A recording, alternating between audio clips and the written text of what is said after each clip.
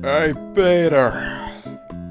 Hey, Peter, we gotta do the Miku Festival in Sonic Racing CrossWorlds.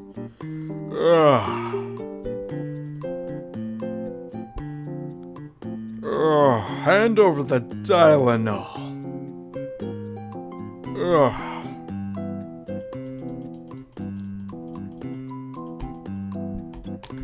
It's Sonic Racing all around the world. Oh. Okay. I'm a bit tired.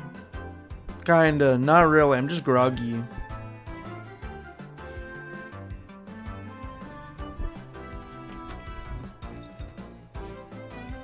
Don't y'all worry your pretty little head. I'm ready to gaming for the last little bit that we have of the festival.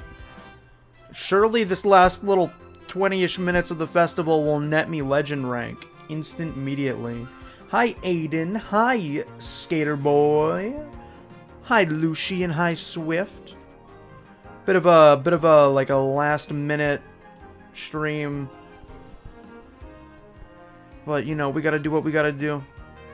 Hi, Aaron. I will say I didn't turn off my Deltarune mods. But I'll do that right now just for you, actually.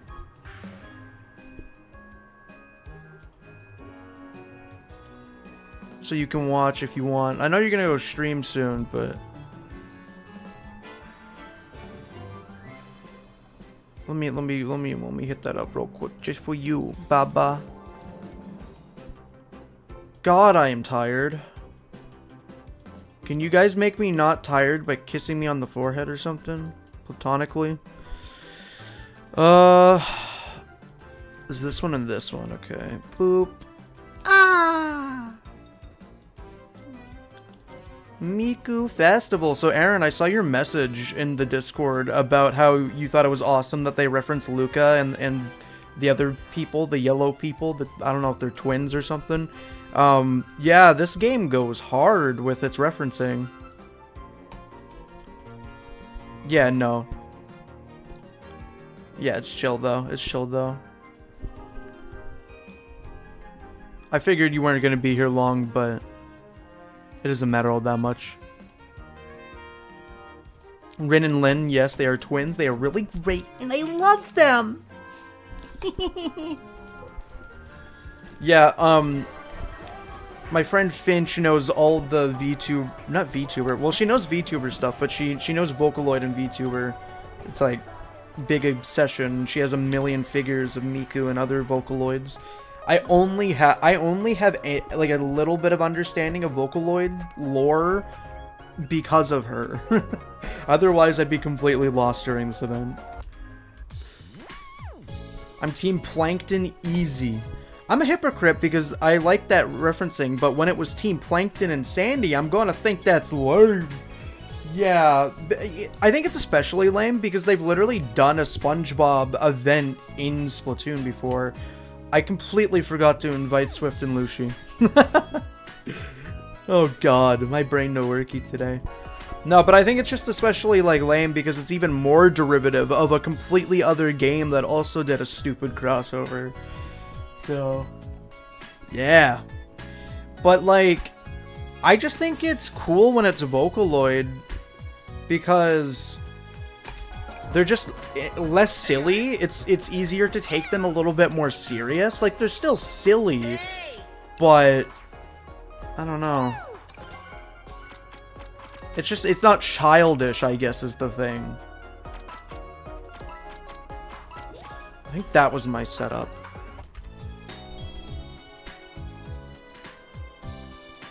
Yeah, I changed the plate. I'm glad that you said that, Bellidius.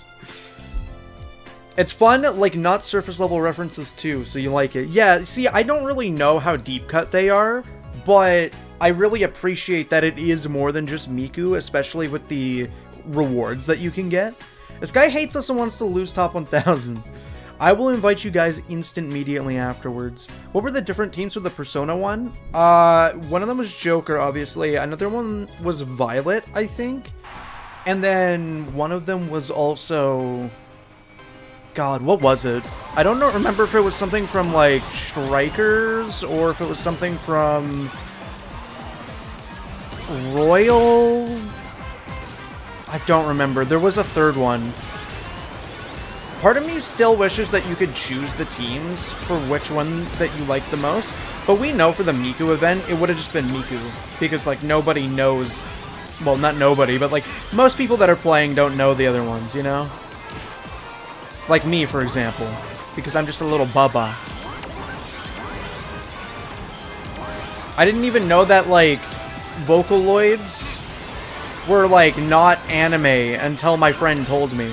I thought they were an anime, especially when I saw Miku in, like, rhythm games and stuff. I legit thought it was anime. Also, this is like the 4th person I've met in this game that has the name Femboy. How sick is that? Look at that dodge! Holy shit! The last minute laser into the boom boom? Who is this guy? Man, you'd think I'm playing with Swift and Lucy right now, the way that we're absolutely clearing house. But yeah, I even showed my Vocaloid friend a little bit of what the festival was about, and she was surprised what they were doing with it too. Like, yeah, like, one of the decal rewards is literally just the most basic ever, like, Miku PNG.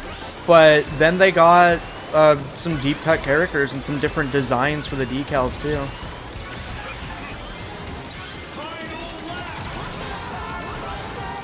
I can't believe... How is this final lap already? These races are way too fast sometimes, I swear to God. I am not... sure we're going to get the air trick bonus, because, like, I haven't really had a chance, it feels like. Metal Harbor is actually a pretty good track for getting the bonuses, though. Pasta Man. Dude, I have some really good, like, names in this lobby. Pasta Man. Team Sonic Twerking.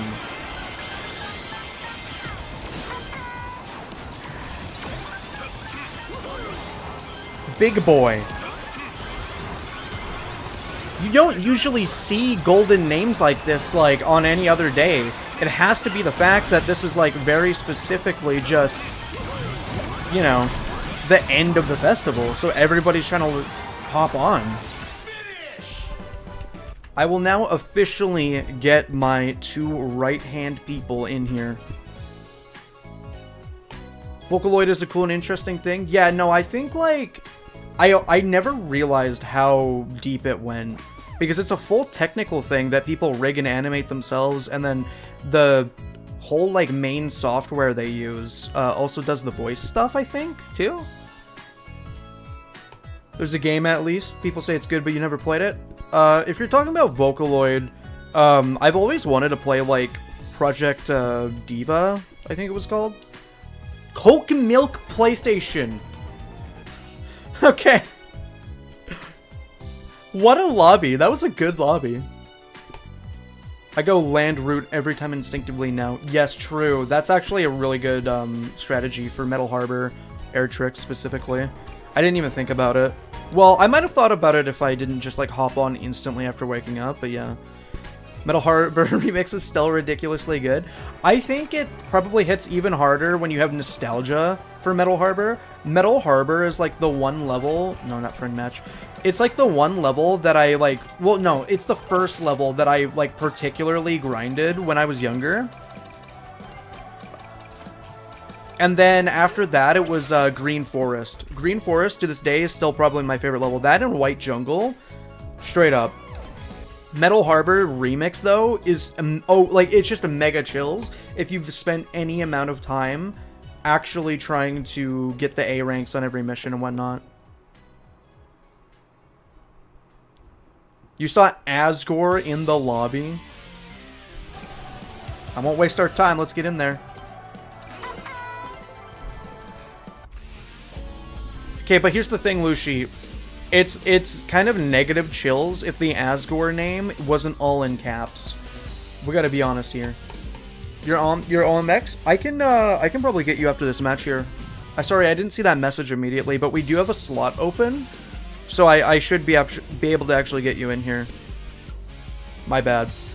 So for those of you that don't know, I can't sleep properly because my brain brokey. So I just hopped on like 10 minutes after waking up. So apologies for missing stuff here. But yeah, no, Project Diva, one of my first interactions with Miku was going to a GameStop with my dad, and he was looking at the PlayStation Vita display, and he's like, he like watched her dance with the motion capture animation, and then he goes like, what was this exact wording? He's like, Asian girl thinks she can dance, and then he laughed, and I'm like, Dad. Can we all be AI? I got you. We're gonna go Chronos though. That's my ticket of admission. And then I have a special board for it as well.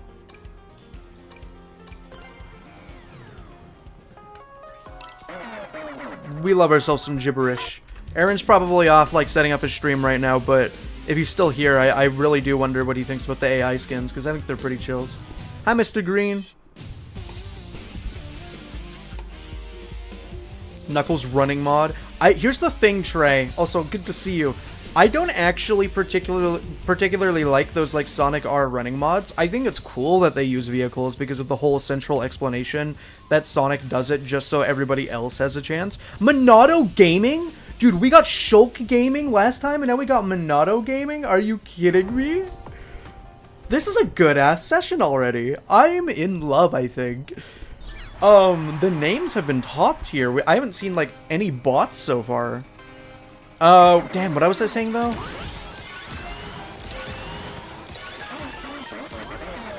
Oh, I can't remember what I was just talking about. Tragic. Evil Freak Bob!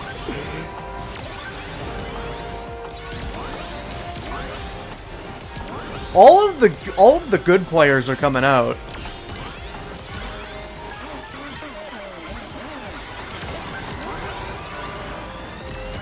Monado Gaming and Chumbo. I don't know why, but the name Chumbo with the dopey ass round egg pawn is great. What the fuck? That's the second time that's happened to me while playing this game. Are you shitting me? I have nothing that I can do about this. I'm sorry, team.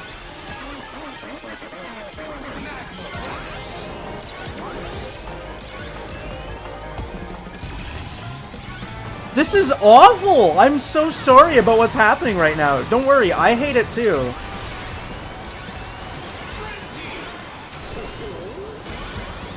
Second match of the day. This is terrible. Oh shit, I should not be taking this route. I should have taken the other driving route so that I would have a second to basically, so I would have a second to, do some more air tricks.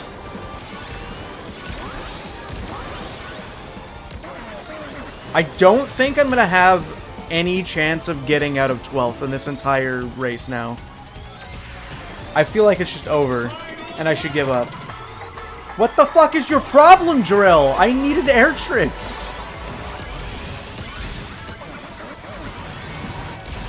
There, I got rid of the police. Now I just gotta get rid of Evil Freak Bob. And then all will be well. In the Team Pink community. What's your fucking problem, man? I will defeat you, Chumbo.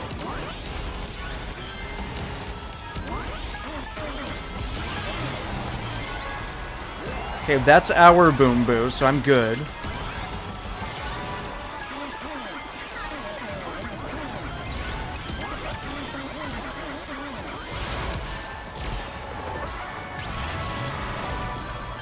Yeah, there's not a lot that I can really say or do. That was just the most garbage I've ever experienced in my life, maybe. That's what you get when you're playing air tricks. Oh, but I will say, Trey, the one Sonic R running mod that I actually do quite enjoy is Metal Sonic. Because Metal Sonic, he floats when he does it, so he himself looks like a vehicle. And when he's doing the air flying segments, he is basically just floating in the air. Dude, you made us look bad in front of Monado Gaming. No, it's okay. He foresaw it in the future. That's why he changed his name to Monado Gaming specifically to distract me. I literally said yesterday, I promised if you make your name after anything I care about, I will be distracted for the rest of the match. That guy is probably Shulk Gaming. Coming back for round 2. Come on, let me continue. We have like 2 minutes. It'd be nice to get at least 1 win. This session is sad. I'm only 2 races in and it's over. Hi there, Laryl. That's how I feel right now. Laryl D-Face. Laryl D-Face. Did you drink a bear before driving? Nah, man. They're too big. Let's see here. I turned off the Deltarune mods just because one of my friends came in here, and he's literally currently streaming a first-time playthrough of Deltarune, so I just disabled some of them.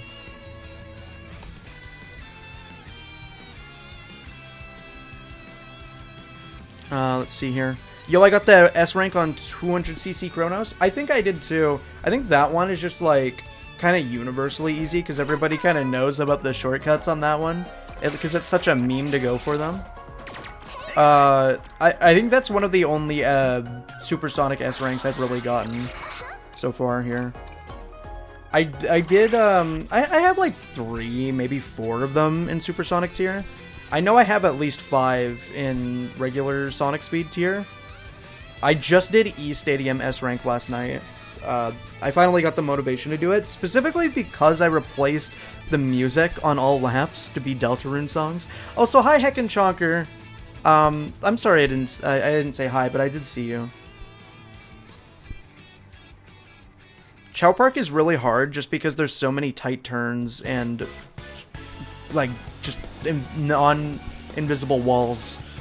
There's like no collision. We probably shouldn't talk about Deltarune just for this stream because I don't know if Aaron is still lurking or not. He probably isn't. It would just be safe if we maybe didn't do that for a little bit. Just out of some courtesy, I guess, you know? Which also means that I can't really respond to the message, unfortunately, but yeah. But yeah, I got the motivation to finally grind E-Stadium, get over my sickness of E-Stadium after playing nothing but E-Stadium the entire demo. It's funny because it's kind of just E-Stadium that I don't like. I'm going Kraken Bay just because this is a great place for air tricks.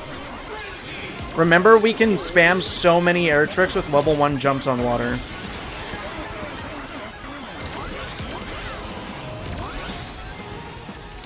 I don't particularly mind Kraken Bay. A lot of people really love this level, and a lot of people really hate this level. And I think it really always just comes down to, like, skill. To be honest with you. Like, if you really like this, it's because you're great at it. And if you dislike it, it's because you're bad at it. I'm kind of, like, in the middle with it, I think. I think I'm not bad at it. But the difficulty curve does usually trip me up.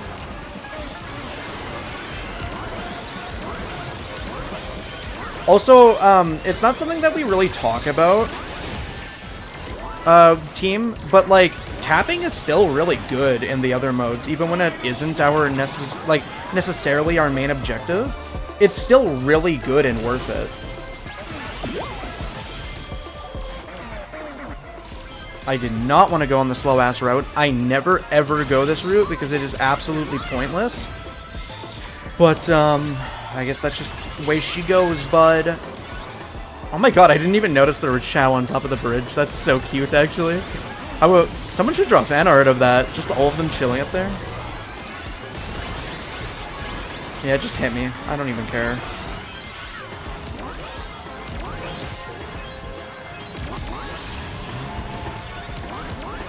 Yeah, not much I can do besides try to place well. Okay. Maybe we got a trick bonus. I'm not really counting on it, though. It's the Knuckles guy from Twitter. I like how you said from Twitter. Why from Twitter specifically there, Braxton the Baconator? I'm usually the guy from YouTube. That's what people know me for. I don't really even like Twitter like that. I kind of just want to post dumb thoughts every so often, occasionally. Well, that's one for the board. Finally, we're undefeated for the next 2 minutes until we queue up again for one more game. I think basically the majority of what's gonna end up happening today is probably World Match. I'm gonna stream for like 1 hour today. It's gonna be a short session, just cause seepy, very seepy. But we're still gonna get some time in, and hopefully I'll get legend rank as well here. This game is so good. Oh yeah, no, like to put in perspective, I have had Sonic Rumble early access for like 5 or 6 months now, and I love that game. It's great. I have 77 hours in that game, and just last night, CrossWorlds already overtook my playtime in Rumble. I have 77.7 hours in CrossWorlds. So, yeah. The wind and ice physics throw you off. I actually really like the slippery physics in this game. I am less of a fan of it in Holoska, but I really appreciate it in Sand Road. I think it's really fun on Extreme Gear and Sand Road because of how tight you can turn. And I actually have come to really like that one Blizzard stage. I always, in general, just kind of enjoy snowy environments, so like from an aesthetic point of view, POV, I really enjoy that. But I actually appreciate how you have to let go of your drift very early so the ice doesn't, or like the wind doesn't blow you. I think it's cool. Your Twitter let me do your YouTube, and then your YouTube let me do your Twitch. I mean, that's why I keep a Twitter account around. It's the only reason. I mean, hey, Braxton, are you messing with the vibe here? Good to have you. That's the first time someone's ever said, like, I'm from Twitter. Oh, I keep forgetting to invite you, Velitas. I'm sorry. If there's time after this match, I might be able to. Maybe. I don't know. It takes kind of a while to get some people in here. Sega SG-1000, Sega Dreamcast. Okay. You've already passed your Mario Kart World hours. What are your hours on World? You said you only had like 25 last night, so I guess you didn't play World very much. Yeah, I didn't know Sand Road had physics either. It's not necessarily wind physics. It's basically just like slippery sand physics, I guess? I don't know. Somebody had told me that for the first time a few streams ago, too. It was actually Proto, who makes the mod Sonic Frontiers... Oh god, what's it called? Unlimited? Yeah, it's a physics mod. It's one of the only physics mods for that game I've like ever really cared about. The stage is pretty decent for air tricks as well. I might go top route? Maybe? I feel like I can get more air time. No, it doesn't matter. You've been lurking on YouTube for a month now? That is awesome, my man. I'm glad that you finally decided to, like, say hi. It's basically, like, a guarantee at this point that if, you are doing anything on the internet, like, maybe 5 to 10% of people who watch or follow you will actually, like, comment. But it feels great every time I see a new face. Like, as a creator, you will get used to seeing, like, numbers, but, like, sometimes it's pretty hard to, like, put a face to the name, or, like, a name to the name, I guess in the case of the internet, which, with, like, chat rooms. But, I guess sometimes you kind of forget, like, how many unique people really, like, tune in. So, I get really excited every time I see a new name.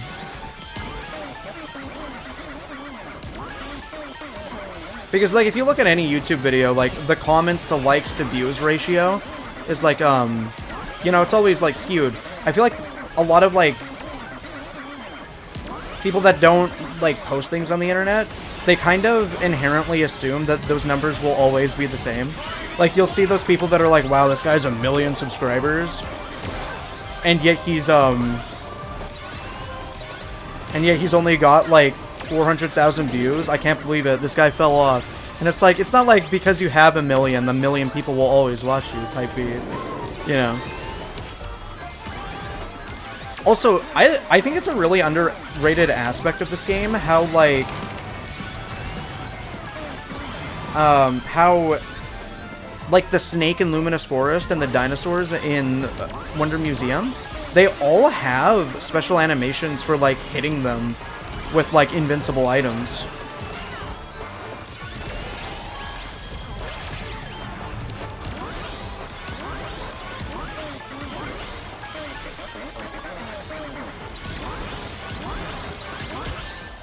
If I didn't swerve into the drill, I could have gotten first. I don't know what I was thinking. I guess I should say that my name is Sub because I added Chonker because Sub's already taken. I think you told me that a long time ago there, Sub. I just kept saying Chonker because it was the easiest one for me to latch on to. I could probably get you in here, Velitas. Oh, that is so tragic. We could have, like, taken that one. I have 50 in World, but it's going to get surpassed by CrossWorlds eventually. You know what's funny? Not just the coincidence of us getting, like, 3 new kart racers in 1 year between Kirby, Sonic, and Mario, but also the fact that, like, Mario Kart World and Sonic Racing CrossWorlds have such similar titles to begin with. It kind of feels very... You forgot Garfield? I didn't forget Garfield. It's just I didn't lump it in with the genre of kart racer, because that one is its own genre, Game of the Year. You should know better there, Lucy. I'm gonna try and invite OMX real quick. Hopefully we... Oh god, 2 minutes. You're gonna have to get in here quickly, pal. Palaruski. I got you, though. I've played with you before. You are an Omega player, I'm pretty sure. Get in here quickly! Quickly! Oh my god, we have like 2 minutes. I wonder if it's gonna drop us mid-match.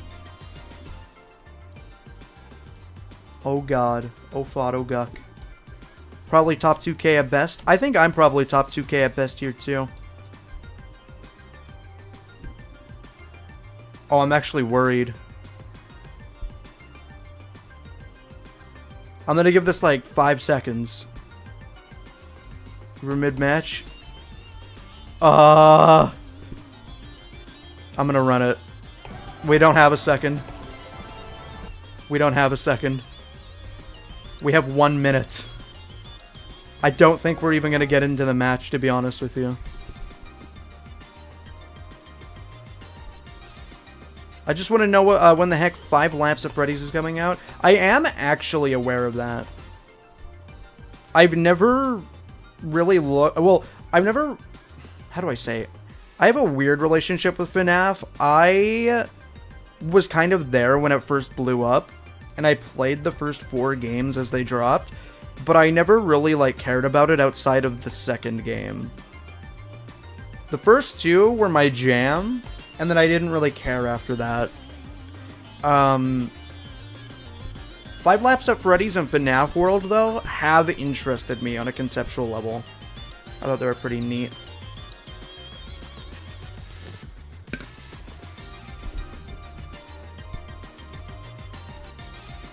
But I don't think I'd buy 5 Laps at Freddy's. FNAF World ain't too bad. Yeah, I have no idea why Scothan, the man, the myth, the legend himself actually got rid of the game on Steam. The only way you can install it is if you do, like, a really specific add app ID command on Steam. It's weird. It was a good-ass game. Do you think they should add IDW characters, not including Lanolin? I made a whole video about that. I don't know who I am. Rental? They're not getting me. Very well. Hey. Those fuckers aren't getting me. Not for the last race of the festival, man. That would be devious. W, Swift. I'm giving Swift a kiss on the forehead. But yeah, no, I think they should add Tangle and Whisper. I think those are my #1 picks in the entire game. But, like, I also think that Lanolin should get in. And I think really all of them should get in, to be honest. You need a Prage emote? Oh! But still, if it was Eggman, Zabok, and Storm, I feel like it would work really well with Storm, Lucy. I know that's like a random character pool that you just chose, but like I feel like it would work with Storm, specifically because like that emote is all about like hand, like having giant hands in frame, and Storm has giant hands. Like that's his thing. He's got like the big wingspan, gigantic hands. Ka-chow! Oh hell no, we got Lightning McQueen in here. Mr. the King.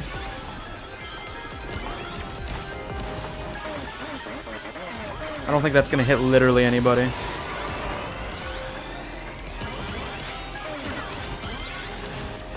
Well, at least we got one win during the festival so far. By the way, guys, I say it every time, I can't really read the chat while I'm... You fucking idiot.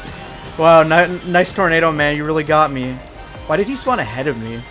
Anyway, I can't ever really read the chat while in the midst of a match. I'm sure you guys know what it's like with the mental stack. But, that is so fucking tragic. It is not my day today.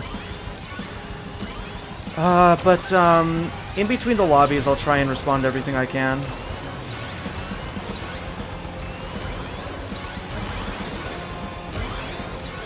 Also, I have a really random question out of the blue. What are your guys' opinions on muffins for breakfast? Usually I like entire meals for breakfast, but like muffins are like the one sweet thing that can sustain me. Especially if you plop some butter on it. Shout out to Sega for never giving their players actual decent items in 12.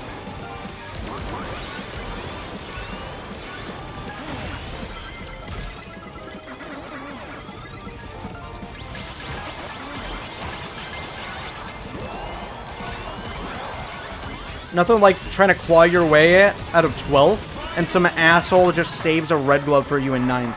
Like, dude, I am not even winning. Like, why are you trying to ruin me?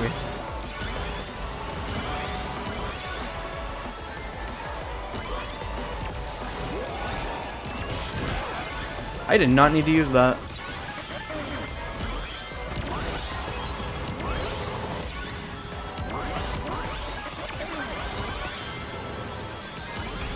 We need to clutch the air trick bonus, or someone's gonna do it for us.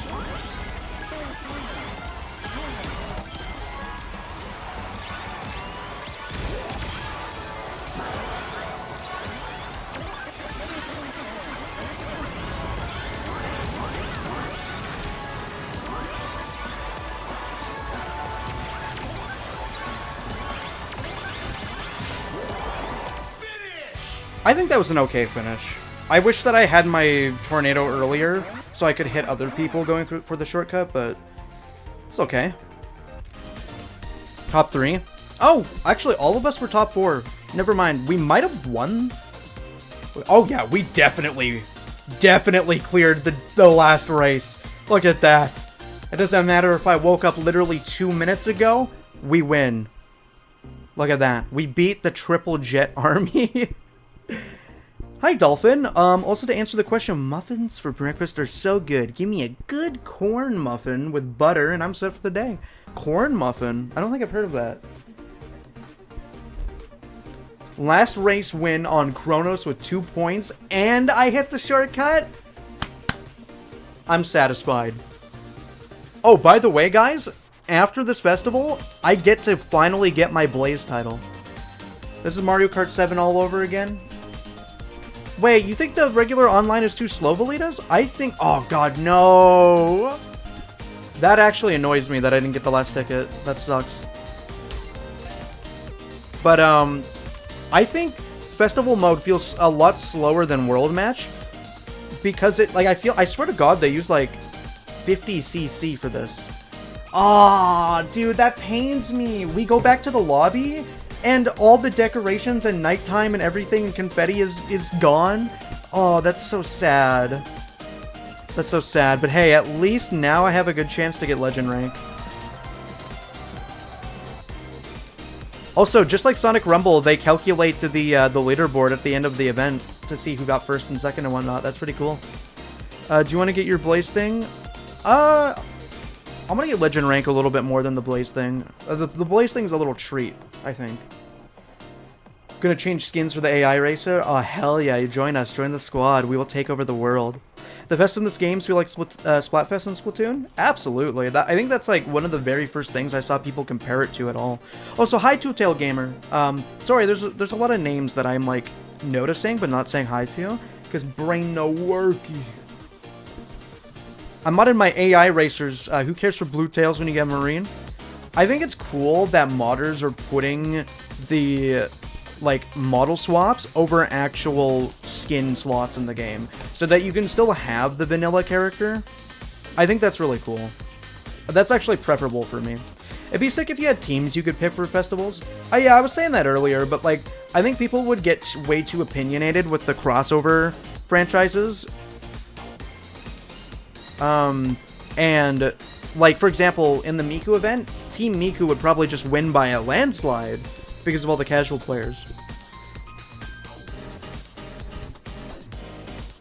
Will C mess up your world match? No. Apparently it goes by the highest rank, which Lucy already said, but yeah. But Swift, you got #1 on my friend leaderboard for the festival, so you've grinded enough of this game. You should be good. You should be big chillin'.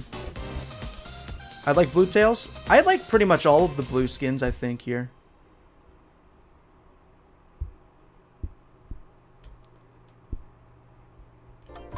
I think the blue skins are really nice, especially on Sonic himself. I mean, I just gotta go Chronos again. We're all Chronos addicts. Let's just own up to it. Feels really weird coming back to regular world match, I'm not gonna lie. Like, what do I do now? You're telling me I can't win with the power of friendship and cooperation? I have to kill everybody now? Who do you recommend to main? I mainly recommend whoever you think is the coolest, but if you don't care about that and you're trying to, like, metagame, go my egg pawns. Probably go for a handling character like Rouge or Amy. Handling characters seem to be really good, and there's a lot of, like, really tight turns in this game, so they're particularly great for that. There's also a really good gadget setup where you can, like, get level 4 drift very easily. And when you get level 4 drift in this game, you also get, God, it's so bizarre being in a world match again after like a week.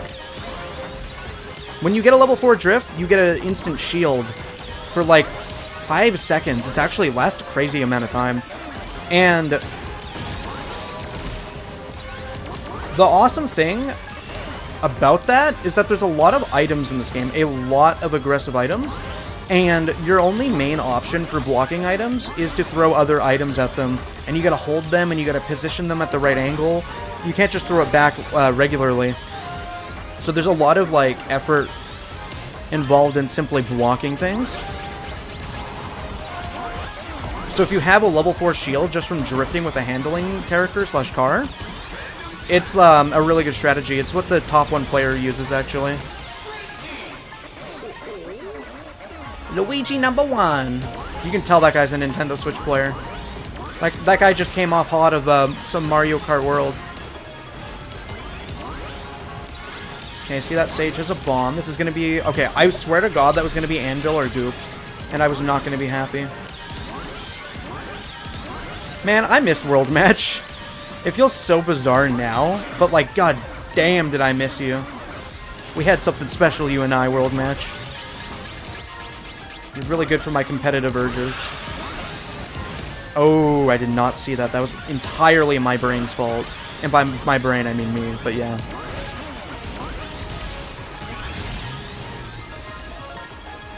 The thing is, I'm not too concerned about my position right now.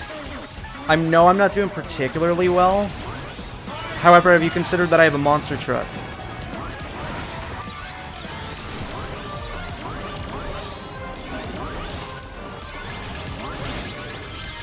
You're gonna go for the left side. Famous words. I think maybe even if I... No, if I lose, I'm gonna lose probably a decent amount of points. But if I get, like, top 5, I should maybe get decent points. I might not rank up immediately, but...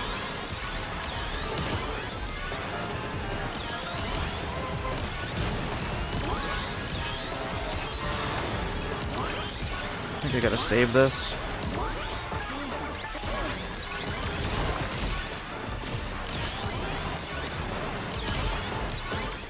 Okay, Lightning McQueen tongue.png. That might have been third. If I'm lucky and a good boy, second. You know what? Swift at first, it's basically a victory for me too.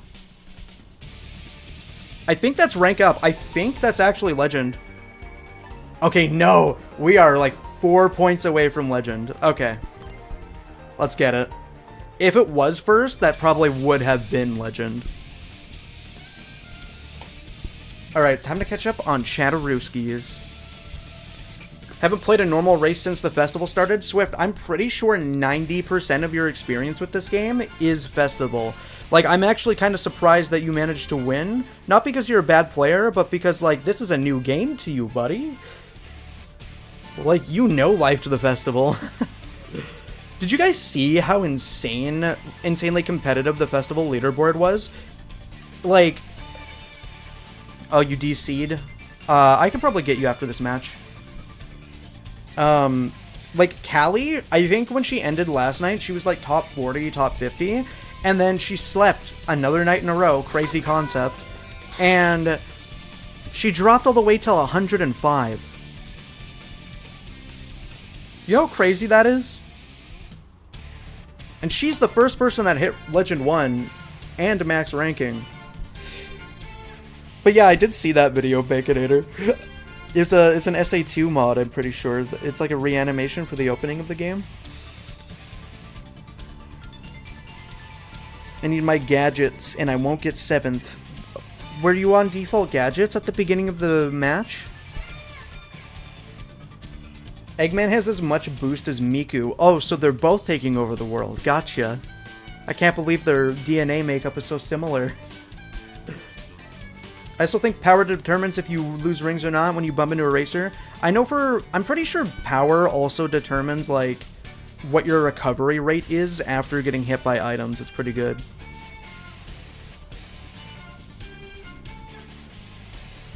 Did you happen to see what place you got on the festival leaderboard? I peeped at my leaderboard. I don't necessarily remember anything in specific. I just know Swift was like 2,000 points ahead of everybody on my friend leaderboard. Swift is the fakest C rank player ever. That's a legend rank in the making right there.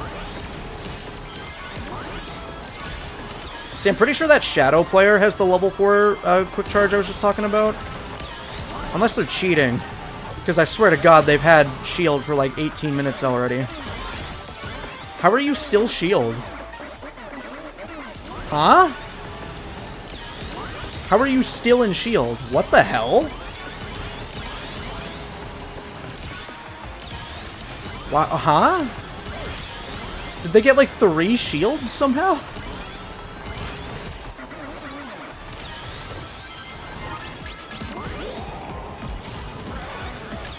White Cave, my beloved?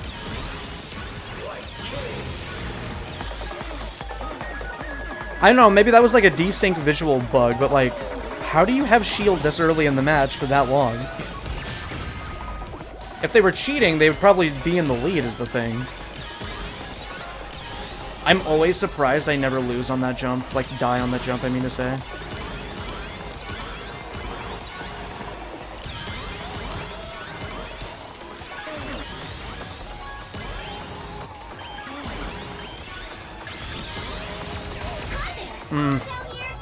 That's really unfortunate. I was holding on to my green punch that whole time, specifically to hit an item, but Shuriken is such a piece of shit.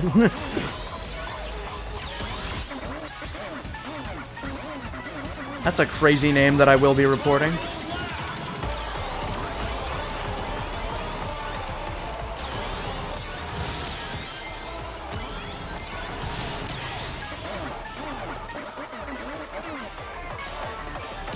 Again, sorry for being a little bit quiet here.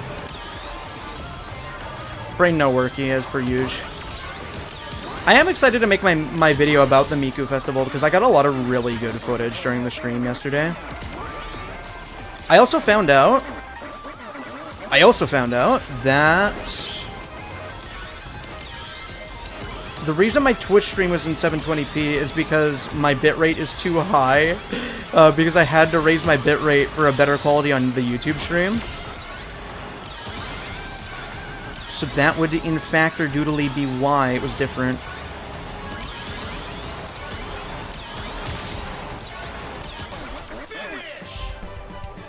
That was a pretty clean win. Combination of 2 shields and level 4 drift. Oh, I didn't even know there was a shield gadget, to be honest with you. Is that similar to, like, Monster Truck, where you start the match with, like, a shield? Oh, dude, and I won against, like, a bunch of legend ranks. Like, easiest level up of my life there. That should have happened, like, 4 days ago, but I postponed it, so... Bada bing, bada boom. And I get the lightning aura. I wonder if that's actually worth using. I saw somebody with a really cool, like, binary coding, like, aura. I don't know what that's for. I assume that's for, like, a legend level up or something here.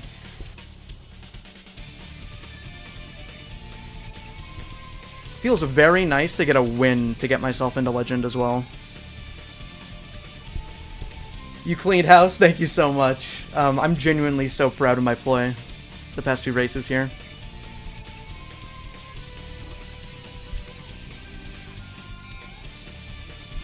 I forgot today is the last day for the Miku Festival. Yeah, unfortunately, Empire Eli, you just missed it, like, 18 minutes ago. Lightning Aura looks sick as hell. Let's go and see what it's like together. That is not where you go. It's about what I expected. It's okay. It kind of just looks like the movie. It's okay. Reminds me a lot of a lot of the auras in this game just remind me of Sonic Colors Ultimate, like copy and pasted from that game. But yeah, thank you for the W's and GG's, guys. The Sakura board in this game might be my new favorite design for the hoverboard. The Sakura board. I don't know if I'm familiar with that, X-Legend. Are you able to share a picture with me on Imgur or something? Imager? I just finished off Miku Fest with 6606 points. I think I was sub 5200 personally. God, I really wish I could have just like no-lifed the full 3 days, but I can save that for the eventual Dexter festival. When Dexter, from the hit show Dexter, gets added into the game. Not to be confused with Dexter from Dexter's Lab, of course. Though they are both scientists. Wow, I didn't know that was a wall you could die on. Huh. I can still win. Oh, I gotta remember to report that one guy. You can see your recently played players in a list, fortunately.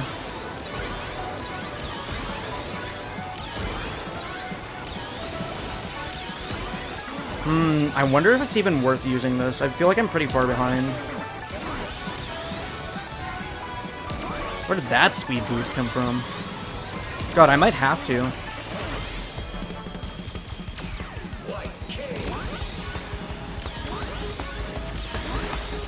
Also, I'm using the Cross Riders mod, and it actually gives the Werehog, like, Rider's gear, which is really chills. Every time I see a Werehog player in this game, I get really excited because it actually feels like the mod quality is so good. Like, he's got voices now, he's got Rider's gear. It feels like an actual Rider's sequel, this game. God, it's so funny. I had to deliberate in my mind for a second, thinking to myself, like, is that my teammate's King Boom Boo? As if that's still a thing.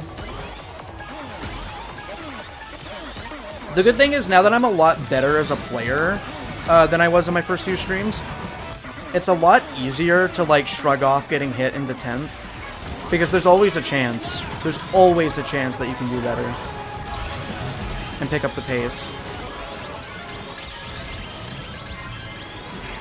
God. Whenever I see a monster truck, it just, like, you just have to yield. Like, there's no other decision that you can really make.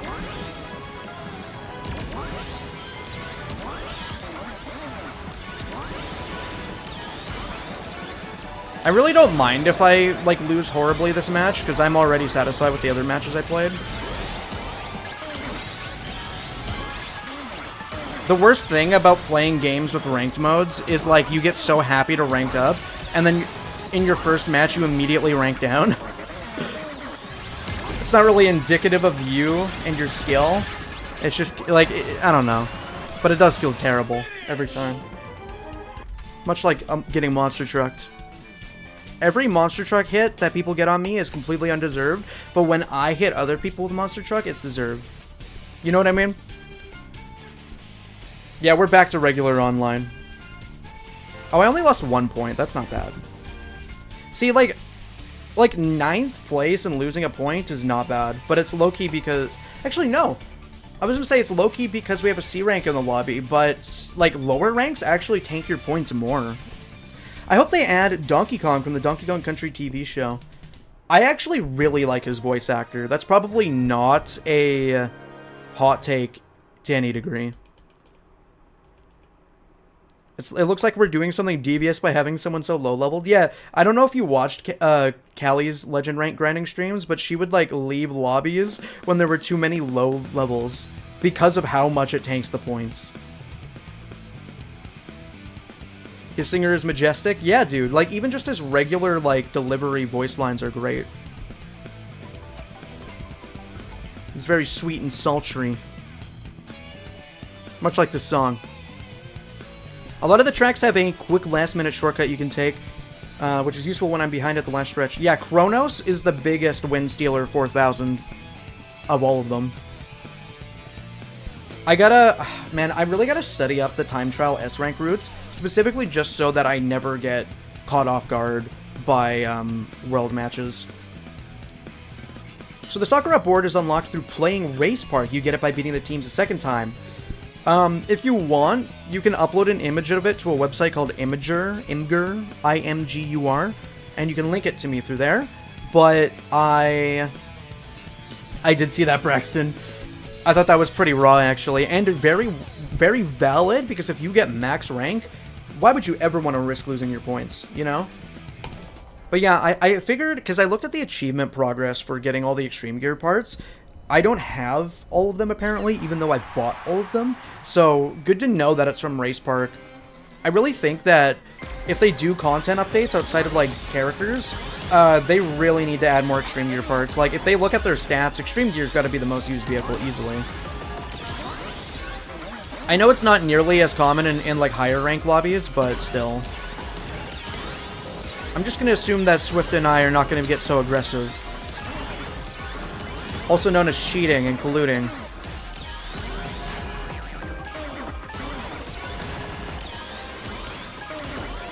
Oh, but I have such a demonic urge to pop my item in all my teammates' faces. I smell blood in the water. Maybe it's just because we're on Pumpkin Mansion. I love this level. Dude, this song is so amazing.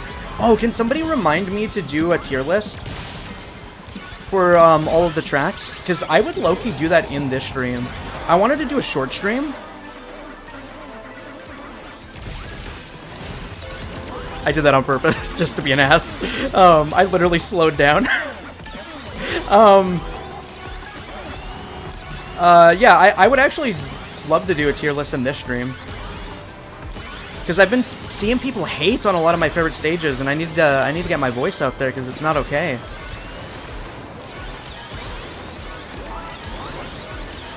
Oh god. No, dude, I knew that would happen too. Oh no. I don't always understand, like, when there's a wall and when there's not a wall. I have, like, base intuition for it. Base level intuition, but sometimes it's a little tricky. Lucia, get out of my way so I can hit somebody.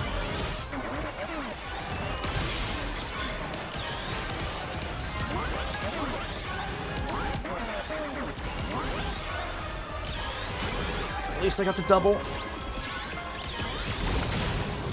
Sorry, Swift, I had to use it. I was gonna get gooped.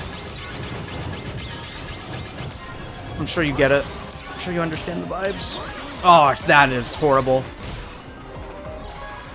Jet Set Studio. I've seen that name before.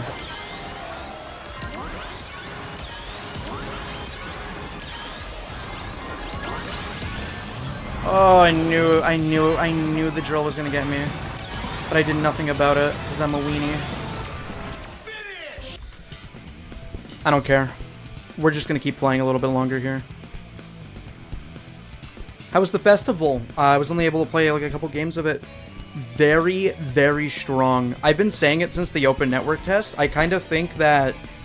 I think the festivals are maybe more fun than World Match, actually. I was thinking so too, Trey.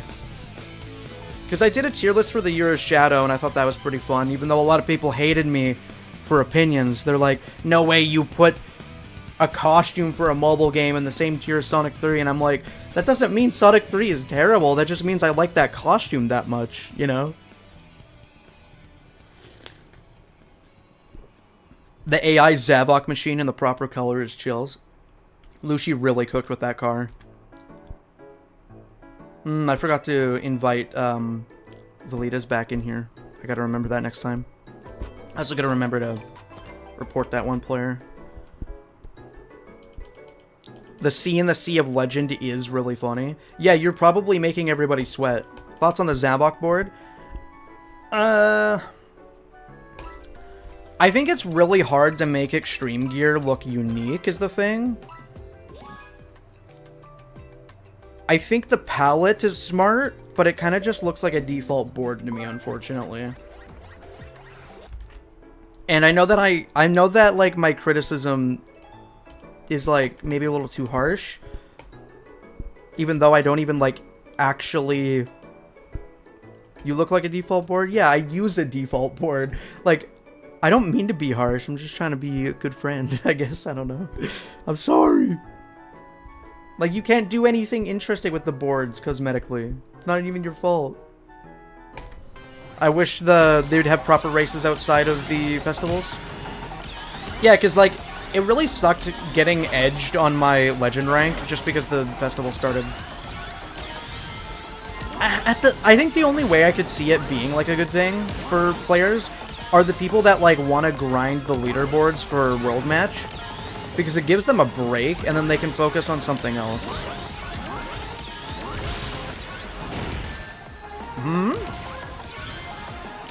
Is that somebody's bomb that hit me? Okay.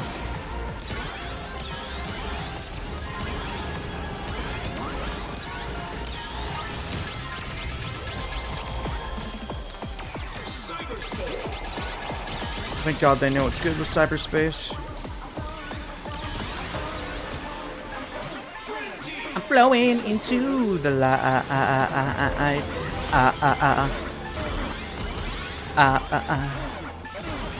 I had to hit my brake for a split second just to ensure I hit the box.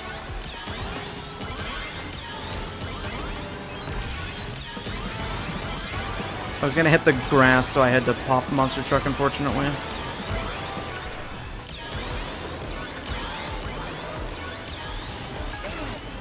I'm kind of not playing so amazing these past few races, but that's okay.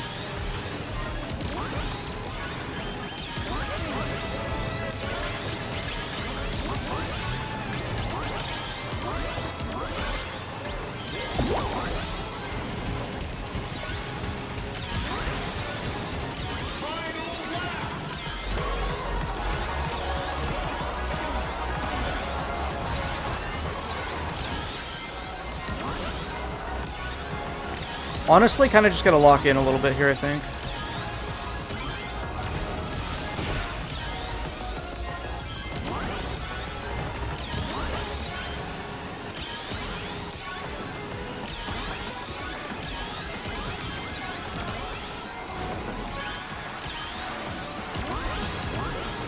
Maybe I should have saved it, though.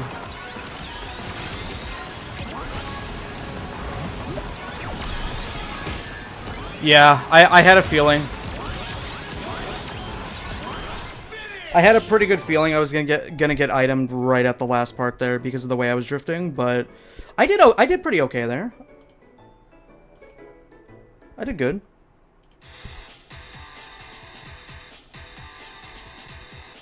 Third, I'll take it. And you know what's great, guys? At the end of the session, I get to finally get my title from Blaze. Oh, you know what? I could probably do it right now because I do want to invite OMX back in here. A legend that captures your heart. Hashtag chills. Yeah, I'm gonna get my title real quick, and then we'll invite OMX. These guys are so damn greedy. It's hilarious. I seriously think of this as like a dating sim. Royal Protector. I noticed that the expensive titles are actually like way less cool than the first title you get. Like, Royal Protector is nowhere near as chills as Guardian of the Soul Emeralds. Are you kidding me?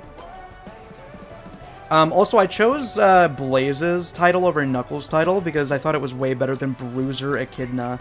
Like, that one's still kind of hard, but like... it's not as cool. It's not as cool. And now we wait. And then I can respond to you guys finally after ignoring you for 17 hours. What's wrong with Sweet Mountain? Nothing's wrong with Sweet Mountain. That's why it's going on S rank on our list, and I'm not joking. I love Sweet Mountain. Pretty much every color stage in this game is amazing to me. Maybe we can see the final ranking now? I'd said that it was calculating the ranking. I don't think that's gonna happen, like, anytime soon. Yeah, the way it works in Sonic Rumble Swift is very similar, where they actually have to, like, take a few days to calculate the ranking, and you usually don't end up seeing it for, like, 4 days or so. So I assume that's how it's going to work here, too.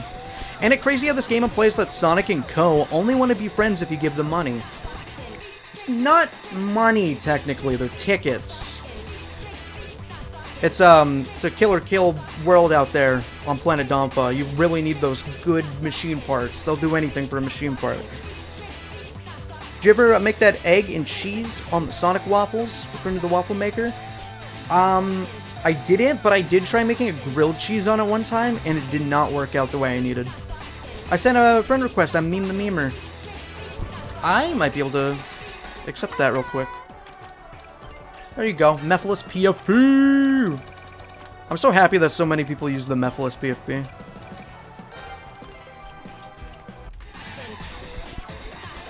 Tickets, money, and power.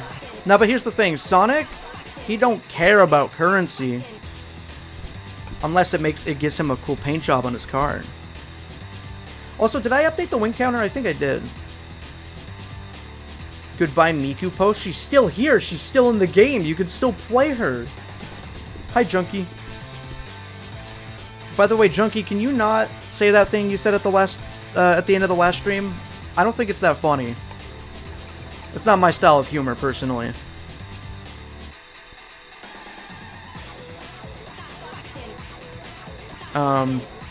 You fuck with goofy ass board for Glorp Chaos.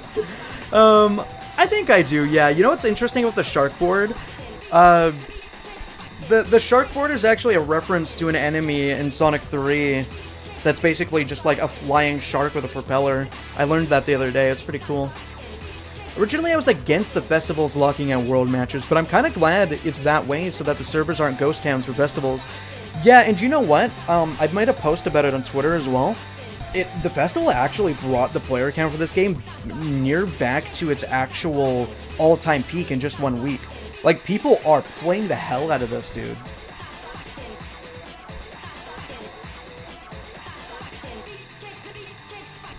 I think it's really cool conceptually, Swift, that, like, you can even have, like, a Sonic 3 board paired up with the Wisps from Sonic Colors. I think that's awesome. I apologize for, like, the high-quality messages that I'm missing here. Like, you know what the grind is like, I'm sure. I am trying to respond to, like, as many as I can in, like, a decent way. But unfortunately, you guys got so many damn interesting things to say, it's shaking my head. Because I really want to read Two-Tailed's message about cyberspace. It was good playing with you the other day, Two-Tailed. I actually, growing up, I never really met anybody that, like, liked Tails that much. I know one person, but her favorite character is mainly Shadow. So I think it's always cool when people are loyal to Tails, because Tails doesn't really get a lot of spotlight.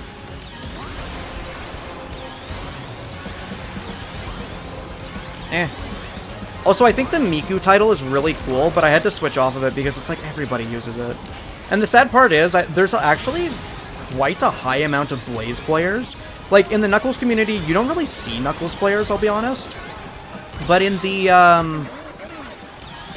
but when you're playing online randomly, it's very common to see Blaze players. So, part of me fears that I may not be such a cool kid for using the Blaze title. I also tried researching online. It doesn't seem that anybody's, like, data mined what all the titles are. Which sucks because I really want to know before I spend all my tickets on something I don't care about.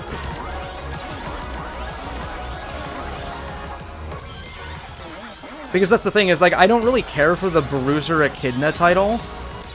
It's okay. It's fine. I just don't know if I want to spend 7k tickets on that type beat.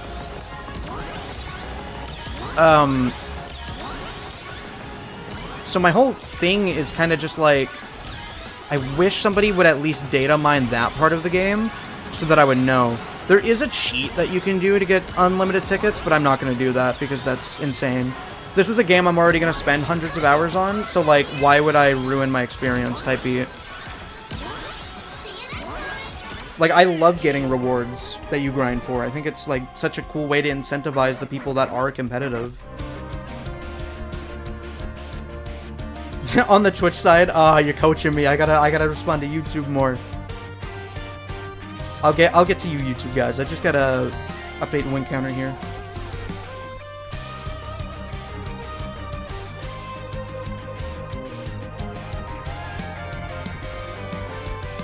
They're actually pretty generous with the rank up. I kind of wish I didn't mention that now, Pains, because I also hate that people want to cheat for tickets. Because I like the concept of tickets for a few reasons. One, it's like, oh, the people that play competitively, they get more out of the game. But also it's because it's like, if you're playing online and you see somebody with a specific reward, it's like, oh, cool, they played that much.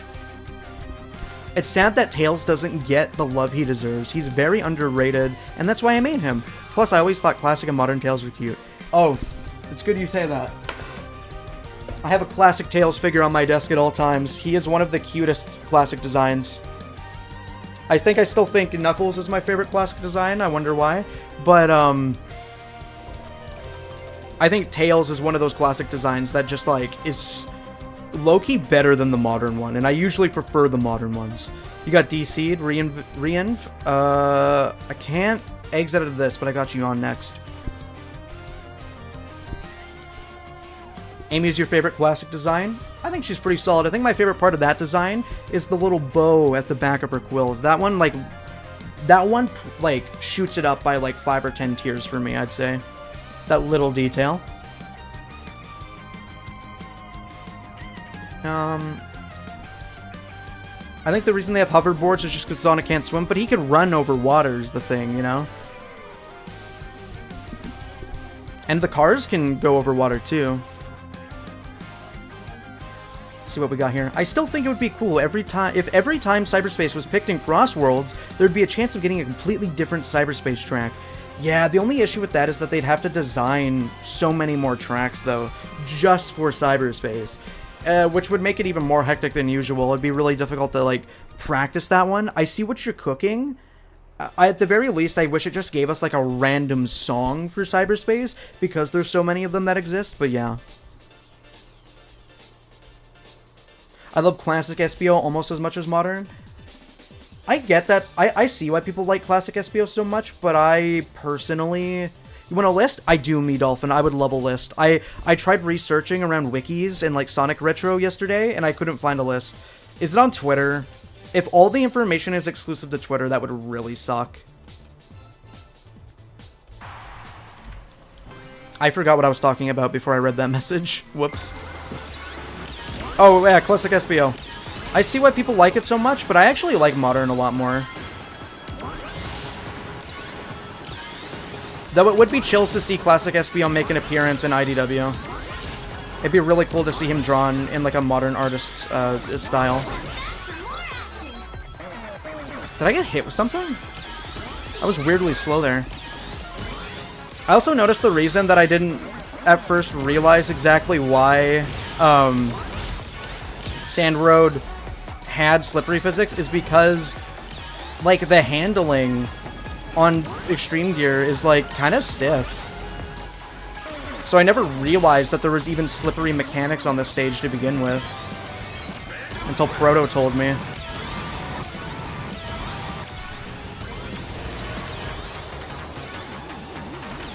Also, okay, this is another reason I want to make the tier list. People really hate this track, and I don't know why. I swear to God, it's just gotta be because, like, people don't really, like Lost World that much. Or, like, they don't really, like the visual look of this level. Because, like, the actual gameplay of this level is really not that bad. It's not that hard to understand. Wanderer from Yes. I wonder if that's a reference to the Falcom RPG. Falcom? I said Falcom. Falcom in the middle, baby. Oh my god, the collision on those guys is really funny. I bounced off of his head. I'm gonna get hit with something because I don't have an item.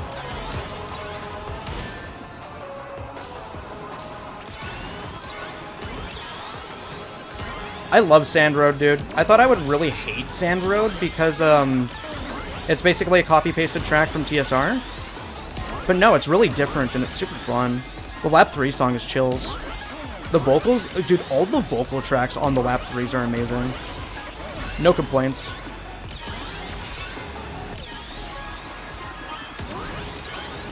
I need a good item. That'll help. Oh shit. How did my... Huh? How did my level 1 Wisp even get used? Visually, that made no sense at all. How did my level 1 Wisp even get used? How did I get to laser instantly? I didn't go anywhere. Weird. Also, a lot of people miss, like, SBO's tongue attack in the classic games, but I think it's fitting that he doesn't use it anymore. My headcanon is that he's embarrassed of that move, so he doesn't use it. He doesn't think it's cool. He doesn't think it's part of the ninja way.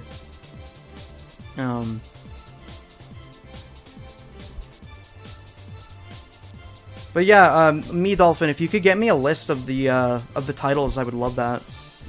But it would be really trash if that information was exclusive to Twitter, because that's what happens a lot nowadays. Like, really niche information and, like, sources are just tweets on Twitter, and you can't Google them to find them easily. You try Googling anything on Twitter, it doesn't come up in search results. So it's really hard to find this information. And, like, advanced search on Twitter is not good either. That's another reason why it's terrible to lock information behind Discord servers, you know?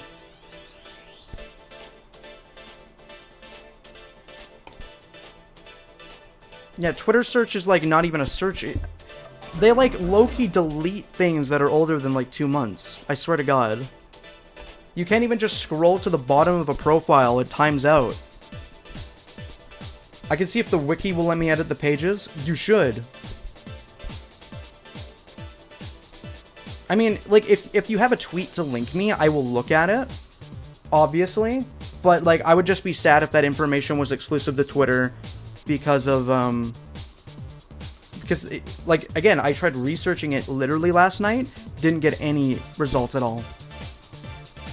I want to get the I want to like the Lap 3 choir, but it feels low quality for some reason. Yeah, I guess a lot of people were complaining about how some of the Lap 3 vocals sound like they're muffled. There's barely any information for CrossWorlds anywhere. I was trying to order song unlocks in the time trials and there was nothing. Yeah, a lot of the dedicated players that are playing aren't really wiki updaters, and I feel like the people that are dedicated to updating the wiki might not have as much time to, like, play the game that hard, or like even have the skill, because it is really hard to get certain A ranks in this game, especially if you're doing supersonic speed.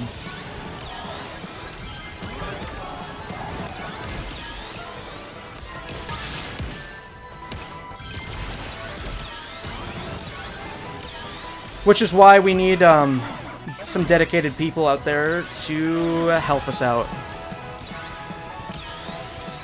Like, I think the one time that I don't know. I don't like that people data mine games to, like, see all the secrets without even playing it. I feel like secrets unlockable should be, like, rewards for people that actually played the game. But at the same time, when you're trying to, like, research, it's really brutal when there's no information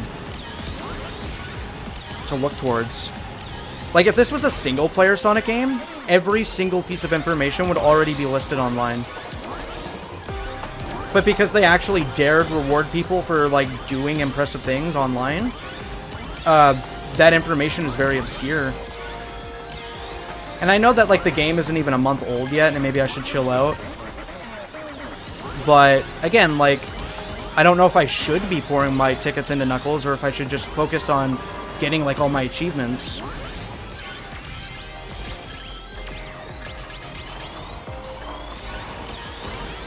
Because, like, that drill dodge there.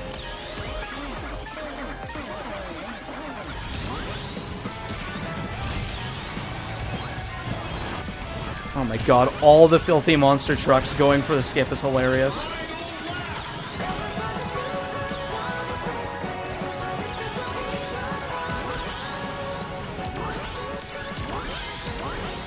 I was really hoping I was going to hit the double. That's unfortunate, but there's still a skip coming up here.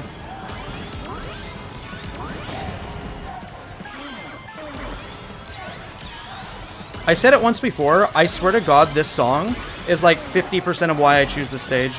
This was another track that I thought I wasn't going to like because it was a kind of a rehash from the Transformed and TSR games. But I ended up loving the track design a lot.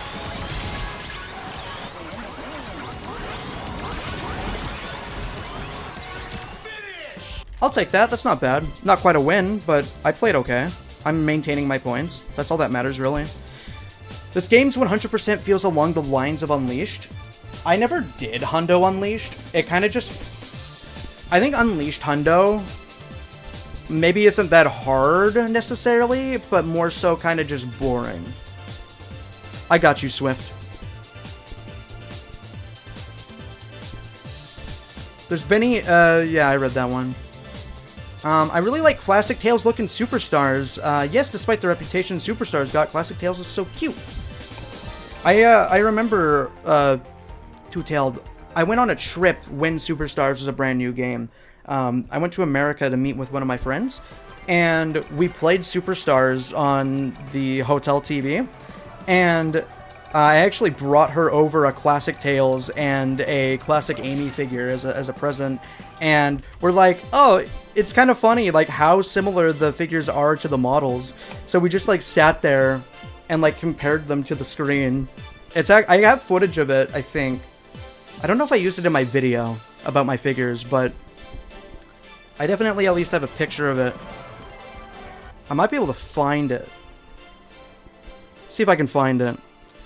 But we literally had a moment where we just sat there and appreciated how good the classic models were for Superstars. A lot of people didn't like that Superstars was like a 2.5D game. I thought it was really charming, and it's honestly kind of what I preferred.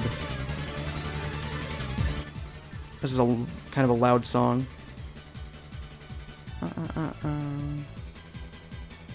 see if I can find the picture. Yeah, I got it.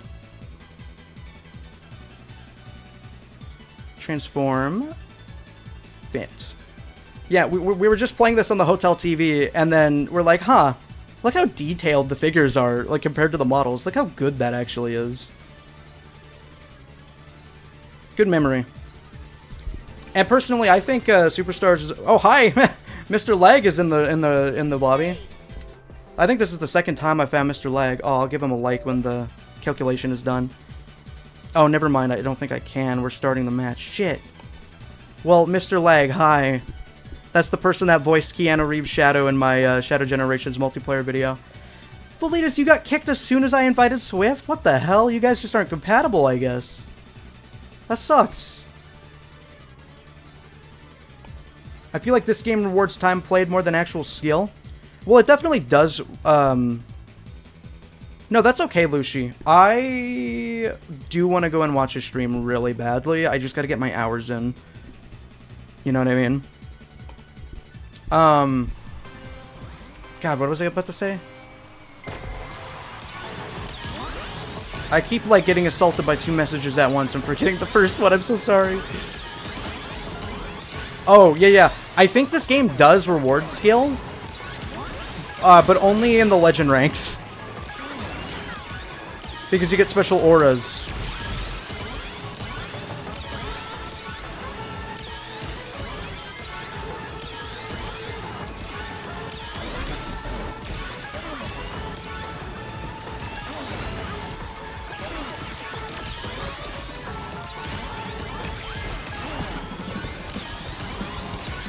Yeah, true. He did his lighter than mine. I should have known that his was gonna hit me. Man, we could have had Sweet Mountain and you go to Egg Expo.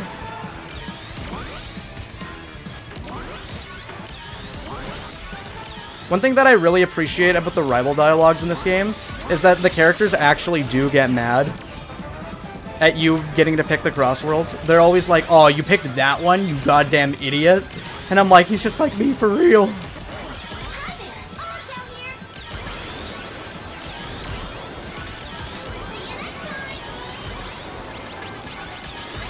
I think the plan here is maybe I'll get 1 or 2 more wins in World Match.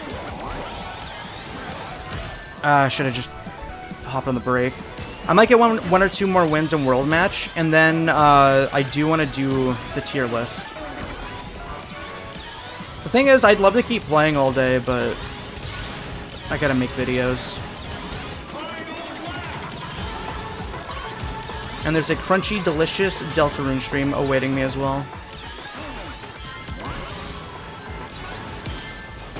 Gotta use it. I feel like my game is lagging.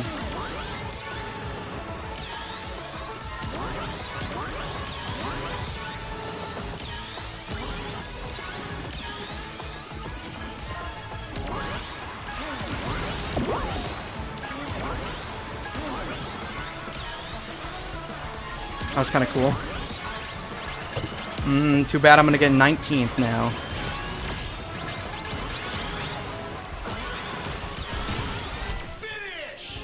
Oh well, happens. I'd say I'm decent at this game, but once I hit A rank, I may slow down on the online unless I'm with friends. I just feel like I'm testing myself. I don't have the patience to reach Legend. I feel like it wasn't bad to reach Legend once I just started holding my items a lot more. I think that's like the main skill curve with this game. I obviously did notice a decent gap in skill. Oh, damn. Man, I always forget that I gotta like re-invite people. I did notice a decent gap in skill between C rank and A rank.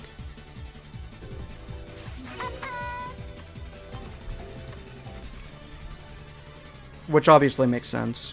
But it's good that that's a thing in my opinion, because I like the challenge. But yeah, time played is definitely like... The thing is though, time played makes it fair for people, I would like to say. Over, like, basing it purely on skill, because people already got mad about the top 100 titles in festival mode. You know what I mean? Which I was never mad about, personally. People are like, oh, but it's terrible for completionists, I can't get everything, and it's like, dude, all of these items are limited time anyway. Like, if you don't get the game on launch, you're already missing out. Hell, if you didn't pre-order, you're missing out. You don't have Werehog. There's more issues than just rewarding people that are good.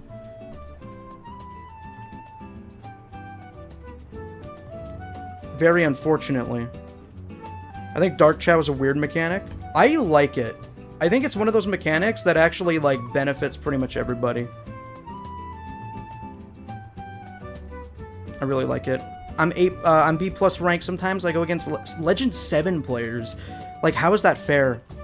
I will say, though, Two-Tail Gamer, I much prefer ranking with people that are much higher than me or much lower than me than matching with a bot. Because bots make me feel very hollow. They make my wins feel like flukes, and I don't like it at all. I would much rather get beat up by people that are way better than me than get matched with bots like they do in festival mode.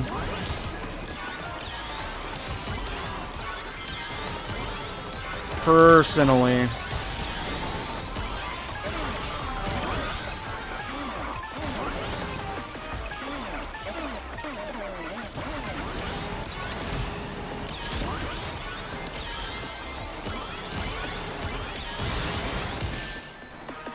So tragic when I don't get an item box.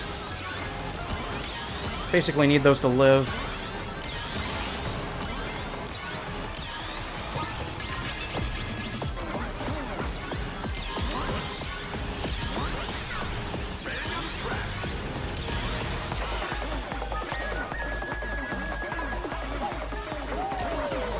This might be the best CrossWorld in the game. It's between this and cyberspace for me. Absolutely.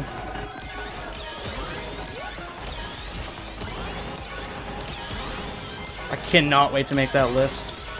I will not be taking any quote-unquote constructive criticism, also known as people hating me because I'm better at tracks that they're bad at. Remember, if you dislike a track I like, it's because you're bad at it. There's no other explanation. Thank God it was a Dark Chow. The thing is, when you see that red ring pop above you, you can almost always assume it's going to be an item that like gets rid of your items. It's either going to goof you, it's going to hit you with a weight, or it's going to Dark Chow, so you might as well use your items. I can't think of much else that doesn't take your items through the red ring. I can't think of like much else in general.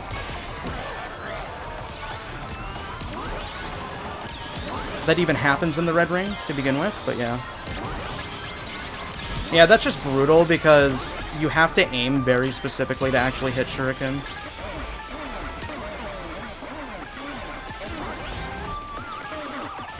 I think it's actually faster to not drift off of the edge there. Yeah, I'm cooked unless I get an item box.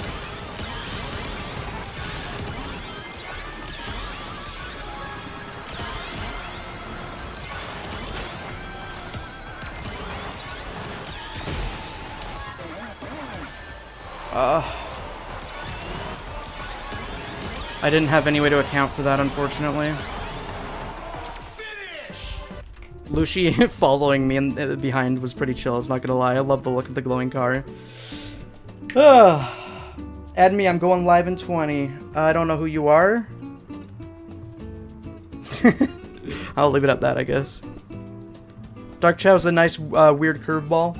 I think it forces you to adapt to your situation. And I like that. 1,000 points is even hard to get? No, I agree. You could easily do that in like 3 days. With those 2 shurikens, I only saw 1, I think.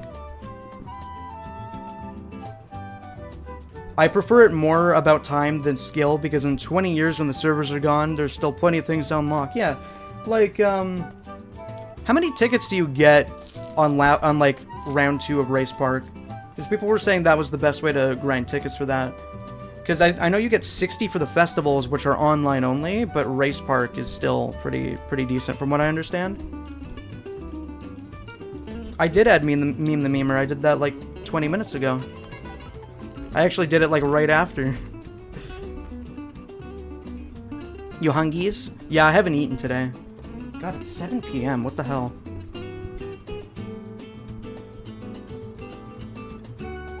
Might have to do a 24-hour challenge today. To the lobby? Oh, I see what you mean. I could probably pop you in here. I'm gonna head out for the night. Have a great stream, King. Thank you, Trey. I really love seeing you in here. You had a lot of really nice, like, really thought-out messages, which I appreciate.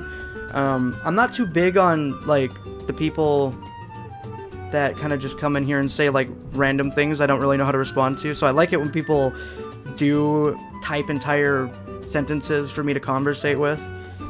There's nothing wrong with typing HOTS or something funny, but sometimes I just get gibberish in the chat and I don't know what to say, but I appreciate it, Trey.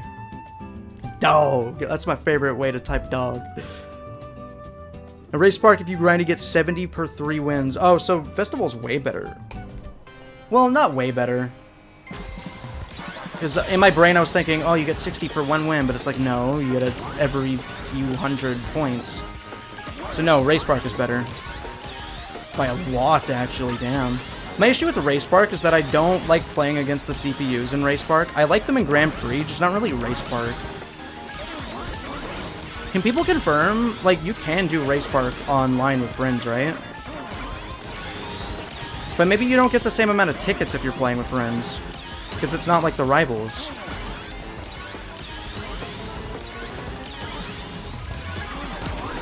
Oh, I even hit the brake to try and shortcut on Torch.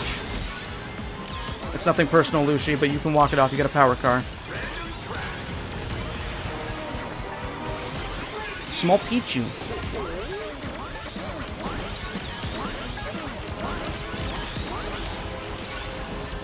It's really funny when you actually get a chance to, like, look at the screen closely, and you can see, you can pinpoint the exact moment that everybody desynced. It's not as bad as Sonic Rumble can get, but there are some wonky rollbacks sometimes. I've never gone to the right path. I don't think it's actually faster. There's no way.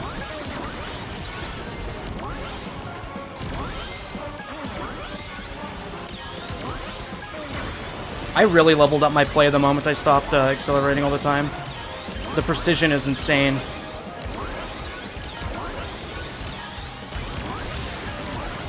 Oh, shit. I don't know how that didn't touch me. I need a defensive item. Okay, everybody got gooped. It's good for me. Oh, I missed. Oh, dough, I missed. Dough, I missed.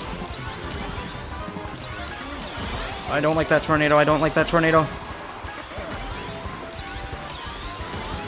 They still have it. I don't like that. I low-key should have just went for the shortcut.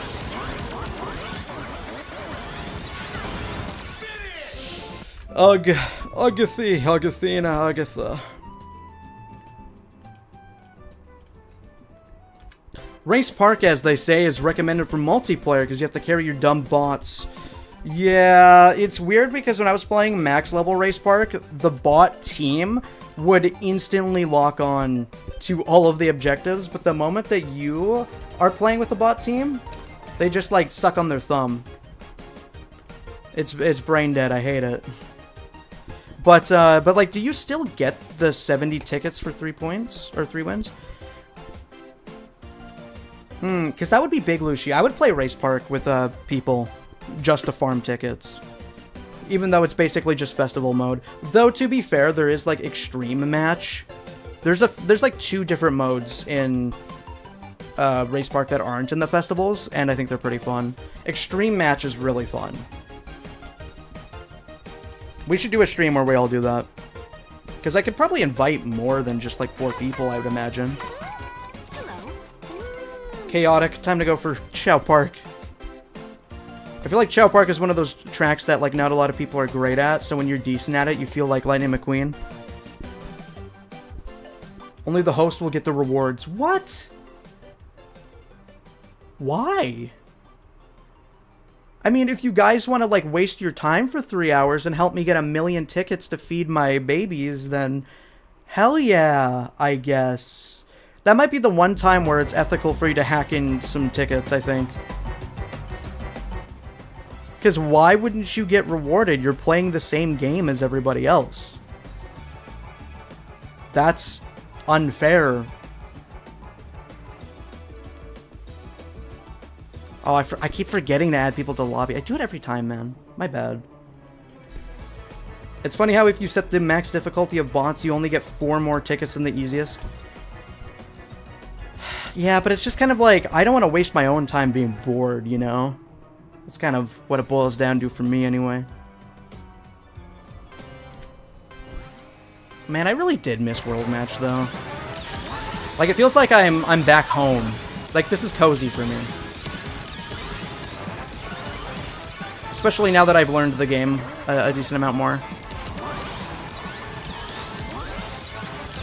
I have ring boost on, but it never really feels like I get much of a boost. I didn't know how far I was going to throw it at that angle. I thought it was going to go much further on the track. I did that with all the confidence in the world, too.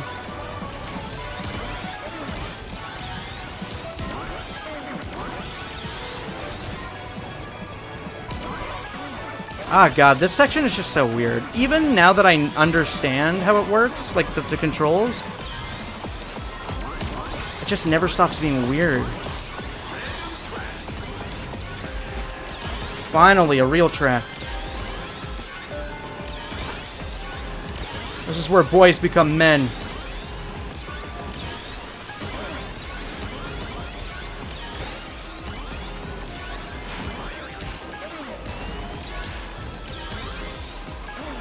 You're gonna hit me. That's what my silly ass gets for not having an item. Pretty much what it always boils down to.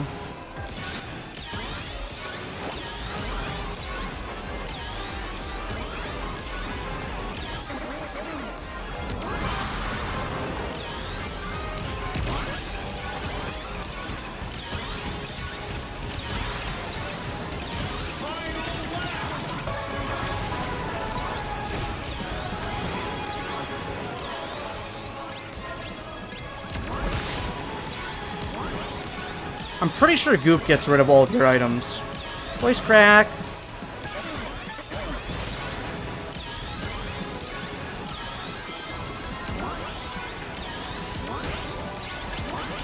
I might save this for the end if it's possible. Better yet, I'll save it for now. I'll save this for the end.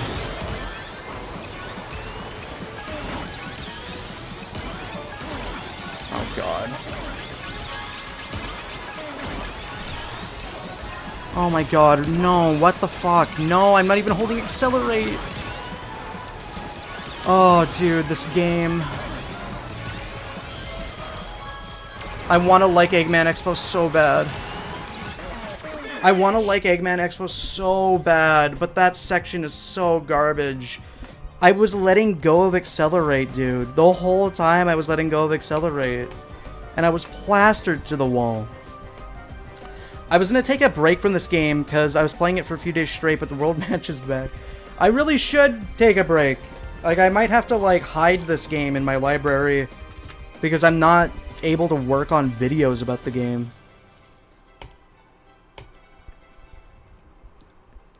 But these damn festivals, man. You can't miss out on a festival.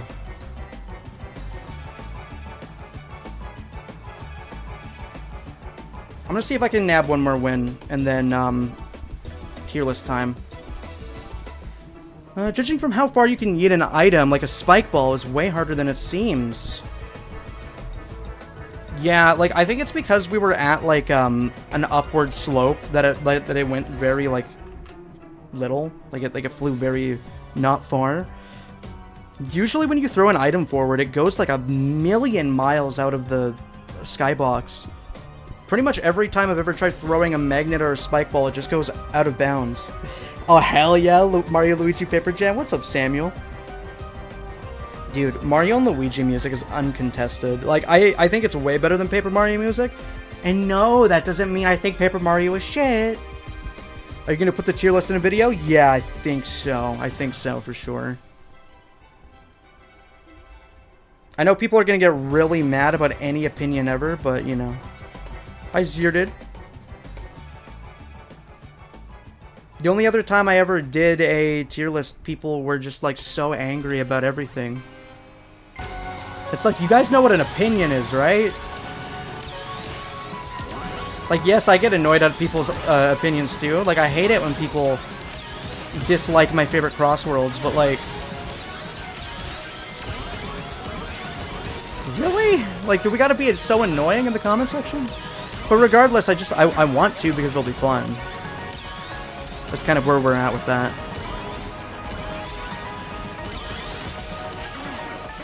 It's gotten to a point where with Twitter, where every time I post something, I instantly have to mute notifications because I know that no matter what I'm talking about, people will be annoying.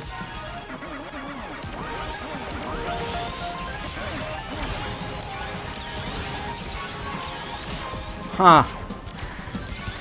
The interesting thing about Shuriken is 90% of the time I get hit with it, I don't even get an opportunity to, like, react to it.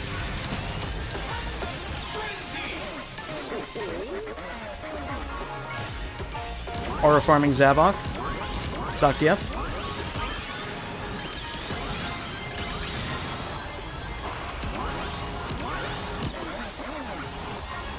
Could probably hold on to this.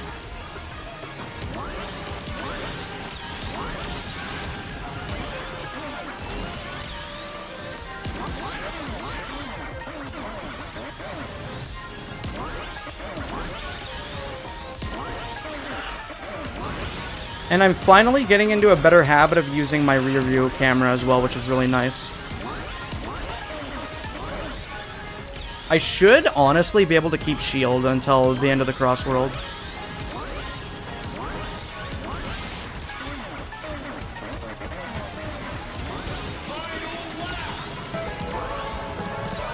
And then now, because people are getting items, they're gonna go aggressive mode.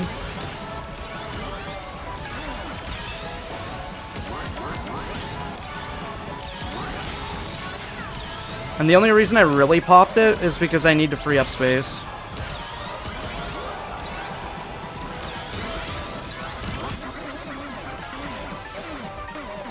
I need this as reassurance and defense. I don't know how I didn't get the item.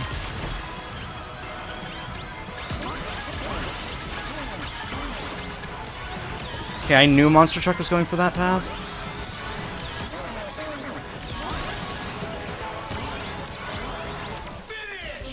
I think I did a really good job, like, avoiding stuff there. I think that was, I think I can be proud of that one, just because I did a good job avoiding things. Also, I love the guy named Right Back At You. It's like a Kirby anime.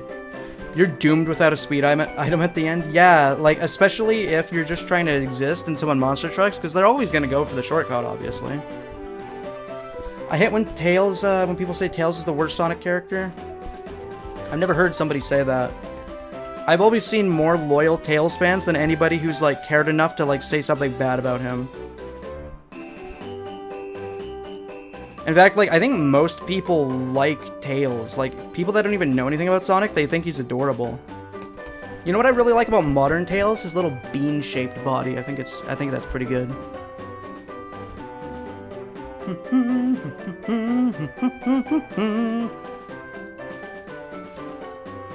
Yeah, with 2 L's, I don't even know. I feel like maybe they do need to patch the handling on the water sections just the slightest bit. Because, like, I'm down for it having a different type of control and being different than every other racing game I've ever played. I think that's fine. I just think it just needs to be tweaked slightly so that it actually feels good and makes sense. I mean, to be fair though, Two-Tail Gamer, when something is your favorite, that kind of stuff is going to jump out to you a lot more. The thing is, though, I never really even see people, like, speak ill of Knuckles. At most, I just hear people say, like, oh, he's boring, like, why, like, what even is there to Knuckles? And, it, like, all that means to me is, oh, so you don't know anything about the series. If you don't know the literal first thing about him. So that kind of stuff doesn't really, bother me. Yeah, Swift hates Tails, though. Yeah, Swift, was a faithful Tails main for, like, a few days, and then hard switched off to Sage. And right now, basically just trying to infiltrate the, Tails fan headquarters by using AI Tails to trick us. But we know that you're a Sage fan, and you want to nuke Tails with one of Eggman's machineries. I'm hungry. Oh my god, is the lobby gonna drop? That was weird. We definitely got a Nintendo Switch player on Wi-Fi here.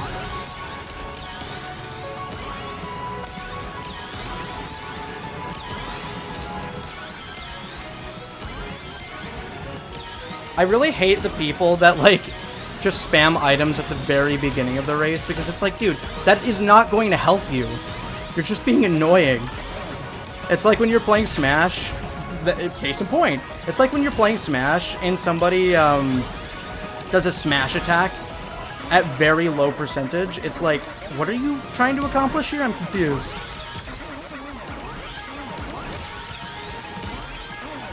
It makes sense to get rid of your item when there's an item box, though.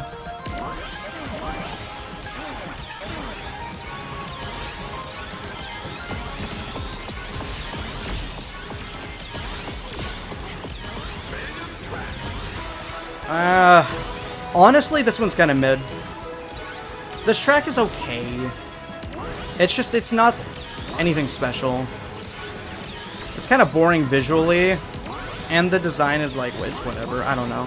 I like the tight turns, but that's only for like one part of this, I feel.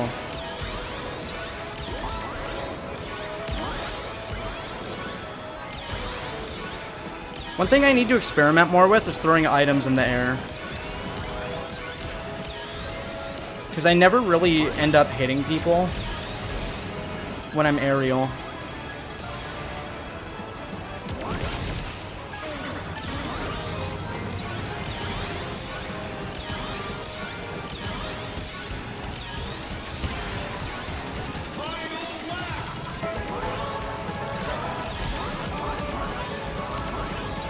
Solar Okami. Solar Okami. Thank God we got a Dark Chow. It's looking like a bad sitch for a sec.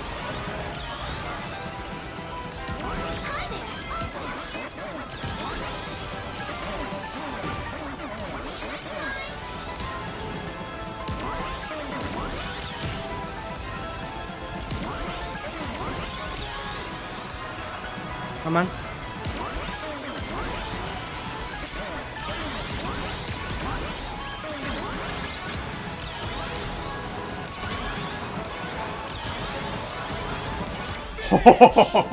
Oh, dude, I got the block as well. I was not confident I was gonna hit that angle. Now that was some racing. No, it's okay, Lucy, because I'm basically done the gameplay portion of the stream. We're gonna head off onto the tier list segment now. Damn, boy. Yeah, I'll probably end up rating Aaron's stream once I'm done with the tier list, and I'll meet you in there, Lucy. Thanks for playing. Hi, Grim. Hi, Grim. Sorry I didn't see you. I was too busy hashtag winning with the big schnooks. Did you get to play much of the festival there, Grim? Oh. Oh, that's tomorrow. I thought that just happened as soon as I backed out. Also, as a little treat, let me look at my stats. So, in one of my past streams, Blaze was my #1 and Knuckles was my #2. But I recently made things right in the world, so we got AI Knuckles on 3, Knuckles on 1, Blaze on 2. I think I got a pretty clean profile layout here with the legend rank, the Guardian of the Soul Emeralds title, and the top 3 most played characters. Like, I think this is a pretty cool profile. I'm gonna take a screenshot of this real quick. Use that for a post later or something. Da, na, na, na, na, na, na, na. Okay, cool. Does anybody... I saw a tier list template. I didn't know they separated skins. Yeah, I actually like that they separated skins so that it could tell you, like, what you prefer, I guess. I know some people don't like that way of categorizing it, but I think it's actually quite convenient. I enjoy it. Oh, so you got every item there, Grim? I'm glad that it's so easy to complete the entire event track. Okay. So... using an item right before the item box makes so much sense. There's a term for it. It's called chaining. I didn't know that. Is that a term that they just coined for other racing games too? Like Mario Kart? I get annoyed when people hate on Silver just because of Sonic 06.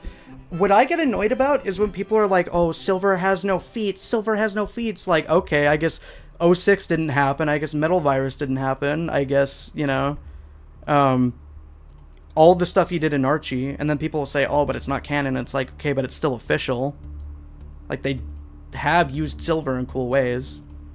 I really hate it when people just hate on Silver because he doesn't get used. It's like, well, it's like, man, if you like this character, then why are you, like, hating on him like that? You know what I mean? It's bizarre.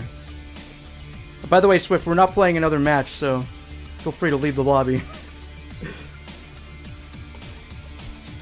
Okay, let me go and pull up a good old template, if it even exists.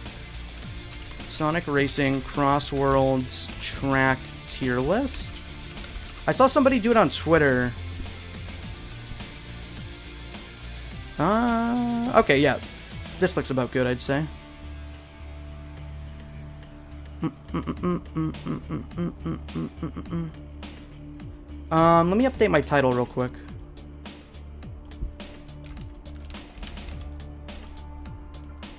Just name it tier list, I guess. Okay. Window capture. Boop.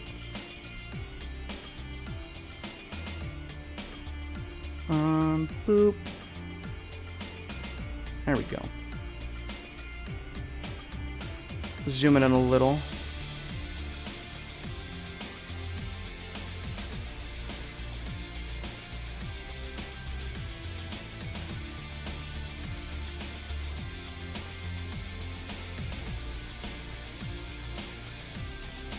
That should be decent. Okay.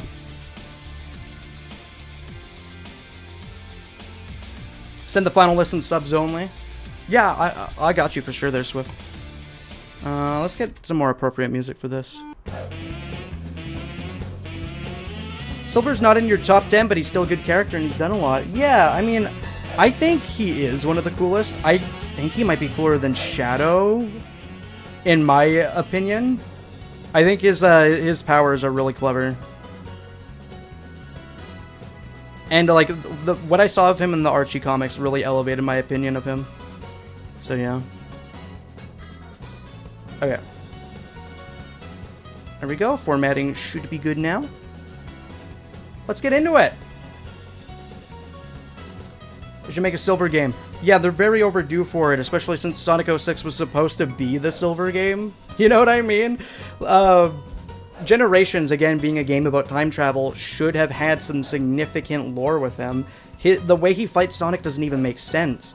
In the mod that I'm making that redoes the dialogue in Sonic Generations, what I tried doing was basically saying, like, oh, he doesn't necessarily remember the events of 06, but he has this weird feeling that there's an imposter somewhere around there. But I highlighted the text to be purple, so when he says imposter, it means Mephiles, because Mephiles is in Generations, but he thinks it's Sonic. It's a weird workaround I thought of. But I tried to recontextualize why Silver was actually fighting him. Okay. I'll turn off the win counter. Okay, so. Not the vibe. Okay.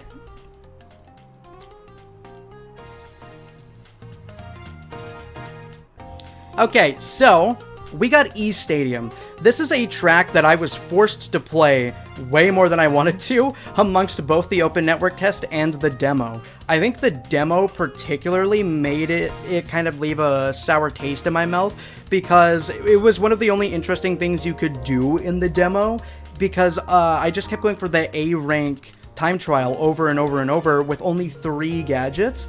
And I got super burnt out on this track, combined with the fact that it is so slow, or combined with the fact that it is so short, so small. The pathways are very obvious as to where you're supposed to drive. You're always supposed to cut between the grass shortcuts every single time, or you're gonna lose, guaranteed. It's a very easy track to lose on, and that makes it frustrating, to be honest with you.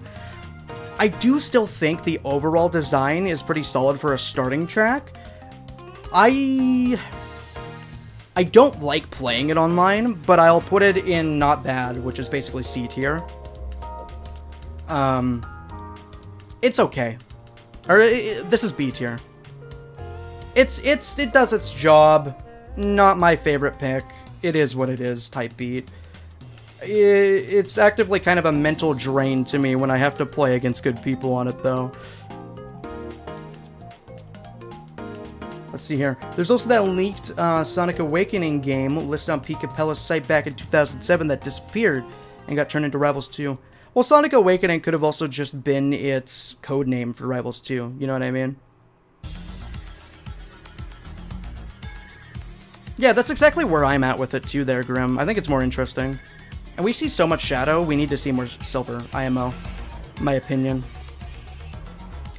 Rainbow Garden. This was my favorite track from the Open Network test. I love its music. Its visuals are very pretty. I love the turns on this track.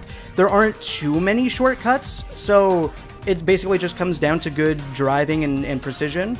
But the few cuts that there are very rewarding. I like this one.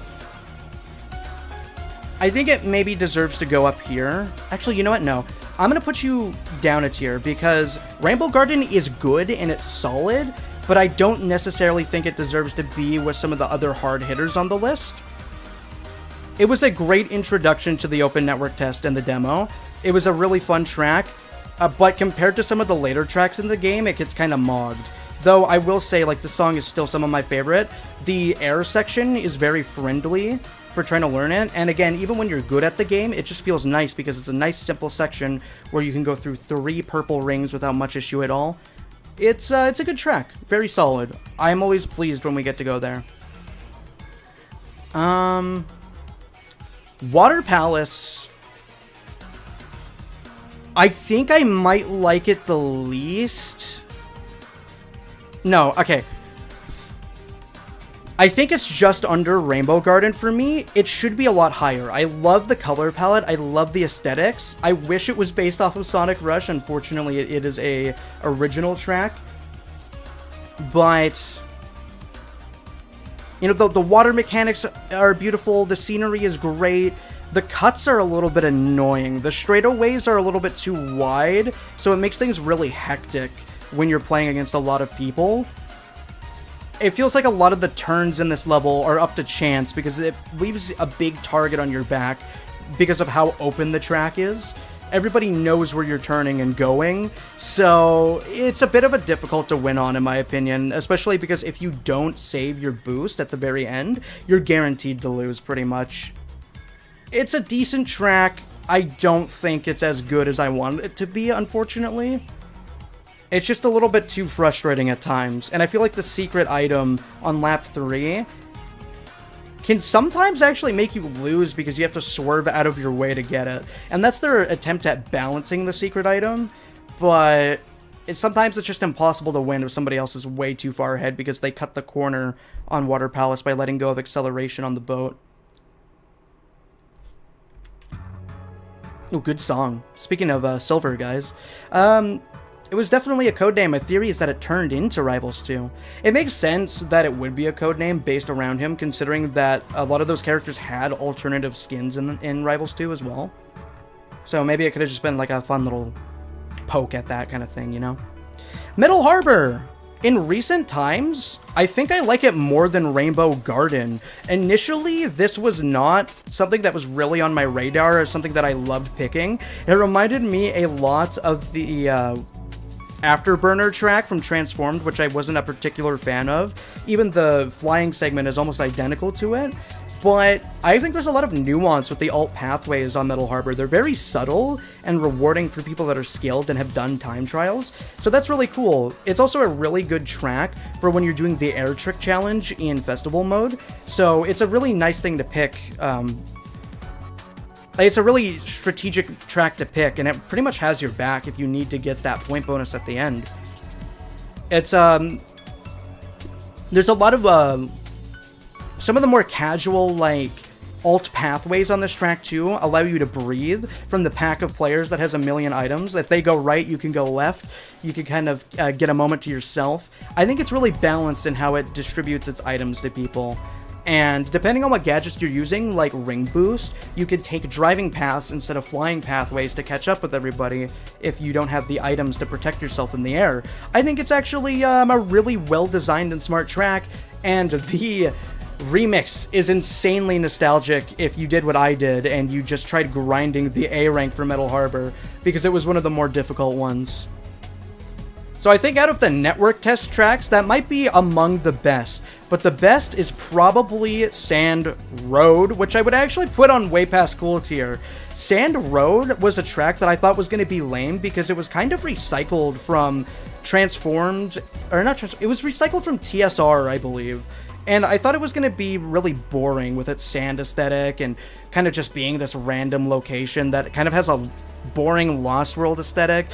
Lost World can look pretty at times, but Sand Road, it's a little generic for me. But I ended up really liking the slippery sand mechanic, especially with Extreme Gear, because the Extreme Gear turning and handling is very tight, so it kind of goes against the grain of the sand in a helpful way.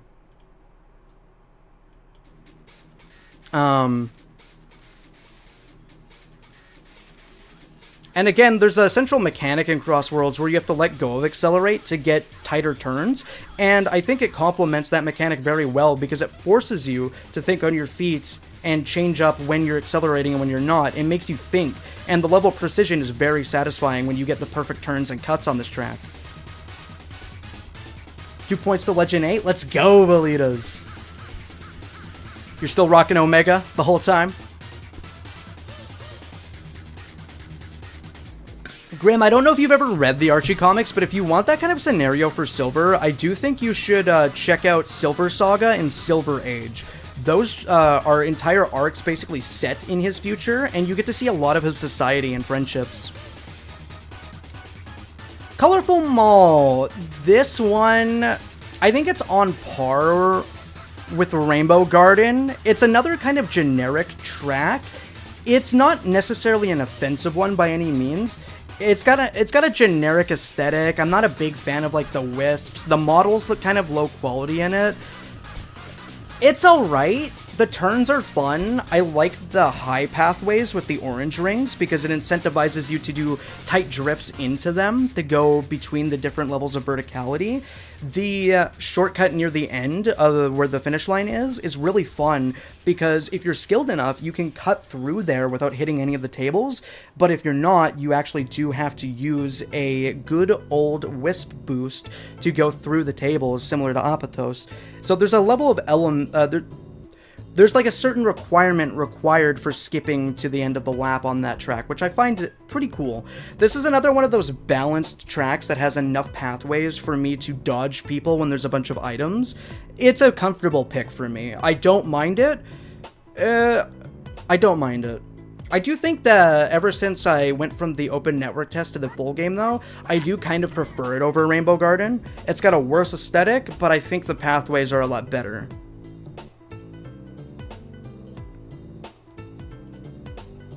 I made the tweet for the character titles and tagged you on Twitter. I will try and see the wiki will let me edit it. I will look at that as soon as I'm done with this, Me Dolphin. I appreciate you. I really want to know what Knuckles are. I would marry Omega if I could. He's probably one of the funniest characters of all time. Yeah, Ian Flynn locks in on Omega. It makes me really happy. My initial exposure to Omega was actually through the comics, of course. And he was equal parts, like, menacing, funny, badass. And I think he was done perfectly in the animation, too. Mystic Jungle. Now, I actually think very highly of Mystic Jungle. Not a lot of people like it because it's very easy to fall off of the slides, but the thing you gotta understand about me is that I really like this track in Sonic Forces as well. I really think the water slide mechanic is fun, the way that you can like skip and shortcut things by shooting yourself off of the edge of the slide and going onto different pathways, just like original Sonic Forces.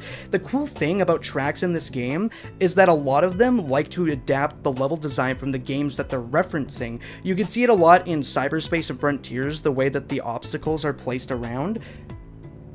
It's very similar to how it's designed in this game, and just like Mystic Jungle, if you have knowledge of Sonic Forces, you're going to do well on this track. And the lighting is gorgeous. It's really cool seeing characters that have never been in Sonic Forces, like, in this environment, with this mood. And I think it's actually one of Dr. Eggman's best works. Like, he turned an entire jungle into a casino. It's gorgeous. And in terms of gameplay, it does get a little bit linear around the midway mark, because it's basically just turning, and then there's a grass shortcut near the end. But the very beginning with the water slide is full of nuance, and there's a lot of opportunity to change up your strategies depending on which slide you want to take. I think it's very fun. For me personally, I give it way past cool, though I do think that it is a bit more linear than, say, Metal Harbor. But on my personal level of enjoyment, it's definitely up here. Jumping off the half-pipe like slide and cutting the corners at the start of the slide section is pretty fun, plus it makes me feel good at the game when I nail one of those jumps. Exactly, Two-Tailed Gamer. It makes me feel a lot cooler than I am, especially because you're not locked into the water controls. You're actually still normal ground controls, which means that you can do drifts in the slides, and you can do drift jumps where you can charge the drift while air tricking, and you can position the direction you're going in the air really easily with that. It's awesome. 1,000 points. Wow, that's funny. They make you get the same amount of points for Legend 1 just to rank up Legend again. I actually mess with that. That's a good way to keep the skill in check. I have for him, and that's why I would love for him to make his world feel like one that he wishes to save and go back and not just stay with Sonic Birds. Yeah, no, for sure there, Grim. It does suck when characters from other realities kind of just chill out in Sonic's world. Because it's like, oh, what? There's nothing interesting in your world going on? So you're always here? Type Pete?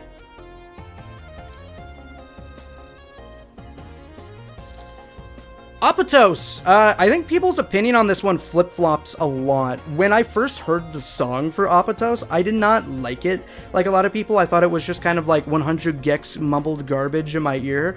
But it's a lot better in the context of actually playing. It hits way better when you're navigating all the dash rings in the air and you're dodging the chaos of the narrow pathways.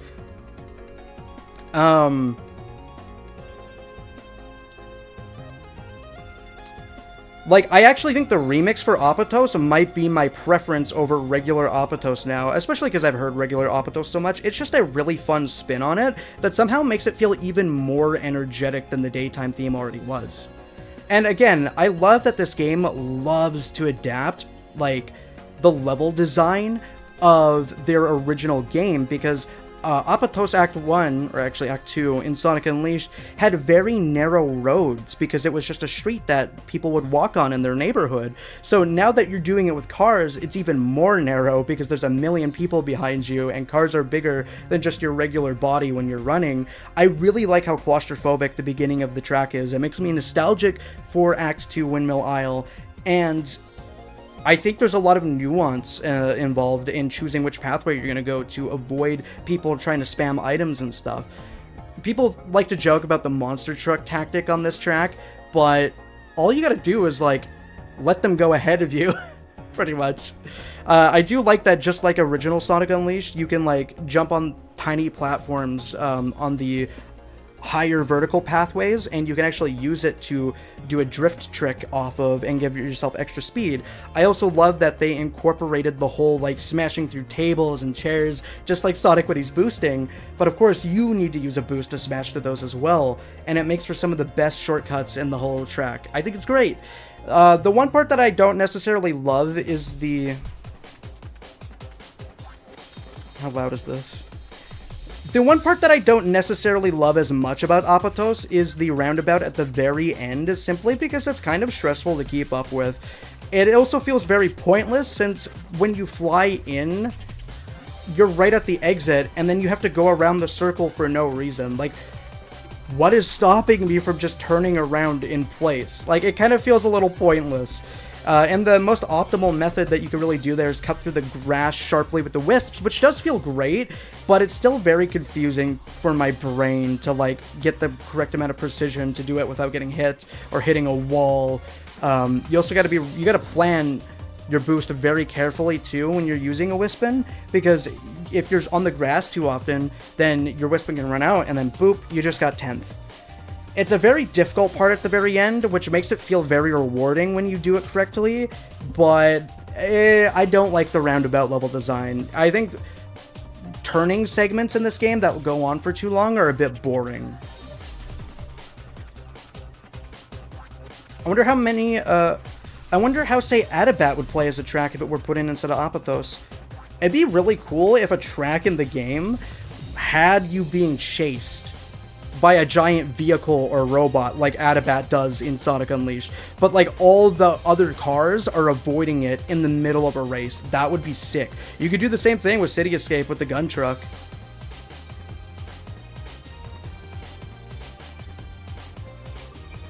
Yeah, I think they work better in their respective games for sure, Me Dolphin. Because the CrossWorlds version feels a lot more modern day.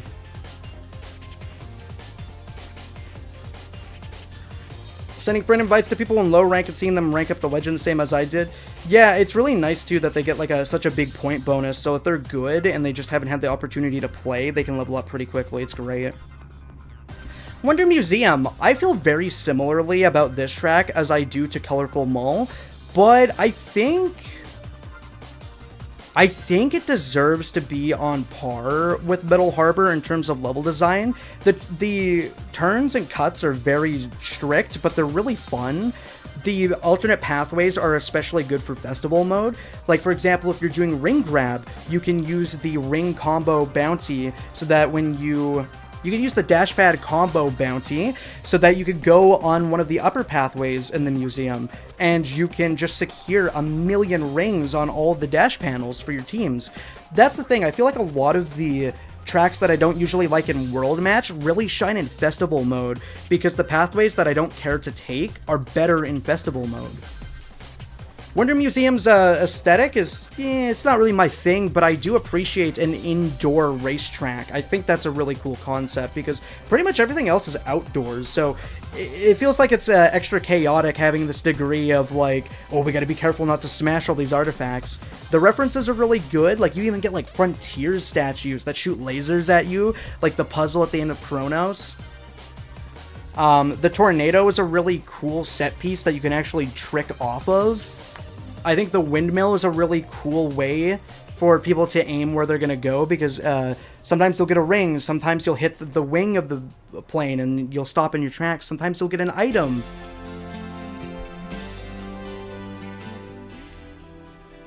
I think there's a lot of skill that's required for this, and you're especially eating if you're a handling or boost vehicle on this track, which are, I pretty much main boost like everybody else in the world, so it's nice for me at least. I feel like it's really easy to clutch up on Museum, especially on lap 3, because of how the gimmicks change and everything, and how there's new shortcuts because of the dinosaurs. I think it's nice. I appreciate it. It's nothing special to me, necessarily, but I do think I would choose it over Metal Harbor and World Match. I think it's really nice to do tight turns on Extreme Gear, and then hit some air tricks on this one. I like how Wonder Museum is sort of a reference to 2 Point Museum. Yeah, a lot of people thought it was just a straight-up crossover track, but you could tell that it's an in-universe Sonic track, and it reminds me a lot of Professor Victoria. Crystal Mine. Now, I do appreciate the regular driving bits at the beginning and end. I think the turns are really fun.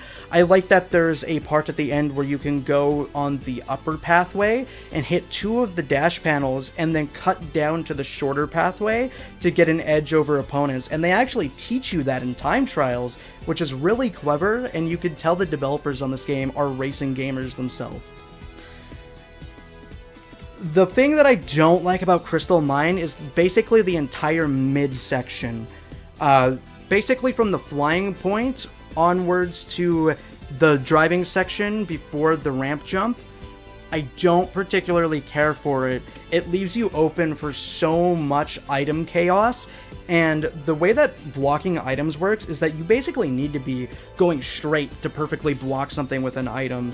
So if you're drifting in these twisty-turvy roads, there's a good chance you're just going to straight up miss an item coming near you, and then you can frustratingly lose pretty easily. In general, I think the design of this track is pretty lazy, honestly. It's very unimaginative. The biggest, bestest part of Crystal Mine is probably the like pink rock shortcuts you could take at the very beginning, because it makes you feel like an absolute speed demon taking those two really easy pathways. And once again, they force you to utilize the mechanic where you have to let go of accelerate so that you can actually hit them properly. Because if you are accelerating through those shortcuts, you're going to hit the wall and everyone's going to pass you. So I do like that level of precision at the very beginning, but it just kind of falls off for me after that. But you know what? I do think, I'll give it some more credit, I think I prefer Crystal Mine over Water Palace to a degree.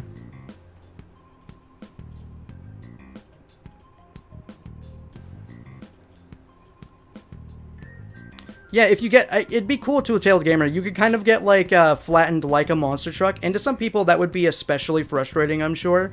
But, I think for me, it would just be an extra level of, like, oh god, I gotta lock in. Or maybe it wouldn't even, like, flatten you. Maybe it would just push you forward or something. I don't know.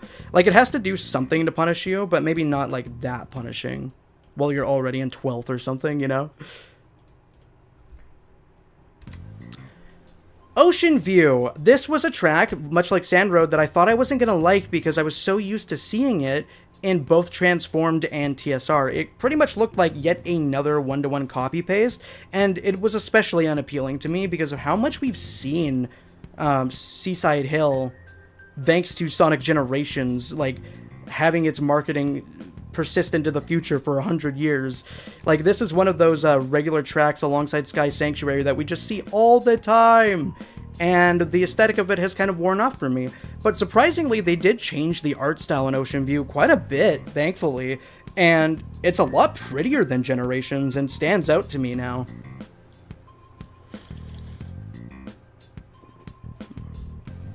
I think that the twisty-turvy tracks are actually very fun to use. They're not so aggressive like other tracks in the game, like Crystal Mine. So your turning is... you still feel like you're pretty much in control when you're turning, and the twisty-turvy parts are actually a very short part of the track too, which I appreciate. The very beginning of Ocean View is basically built for tight boosts. I really enjoy the very beginning of it. I love the shortcut right after the first ramp jump as well, where you have to let go of accelerate, and then you go on the left pathway. It feels amazing every time, especially if you're doing the drift in the air tech, so you can, like, store a boost as soon as you land, and then you go forward, and then you land directly into an item box again. It feels great, man.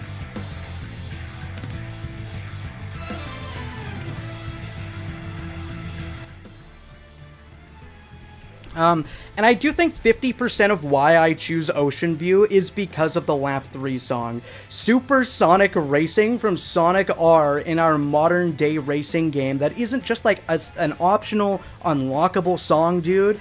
Like, it is the Lap 3, it is the lock-in song, and it's one of the most iconic vocal tracks from an obscure game. It's cinema. I just gotta say, it is cinema. It's in Sonic Generations, All-Stars Racing 1, All-Stars Racing Transformed, Team Sonic Racing, and CrossWorlds. Yeah, the aesthetic does give me fatigue, but the lighting is better, I would say. Like, it's also kind of a short track, too, so I don't mind the aesthetic nearly as much. It doesn't make me feel sick of it, and the song doesn't even sound like Seaside Hill. But yeah, seeing like a modern-day racer with extreme gear and cars using the classic theme from the foot racing game... oh my god, dude, like, it's so cool. It gives me chills every time.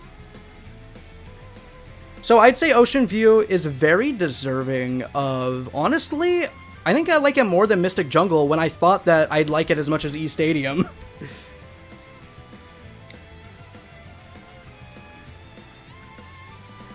Oh, damn.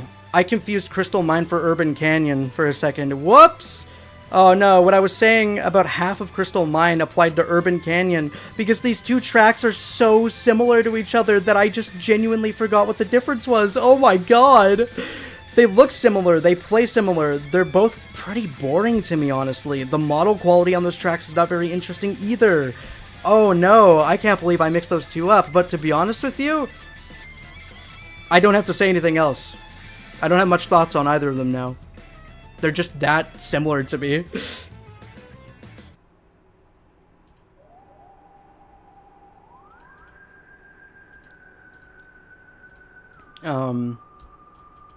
Supersonic Racing doesn't fit Ocean View, but it's still a banger song. The reason that I like it in Ocean View, their Two-Tailed Gamer, is that it's not related to Seaside Hill. It feels like something new and it feels like something different, and that's what really saves it for me.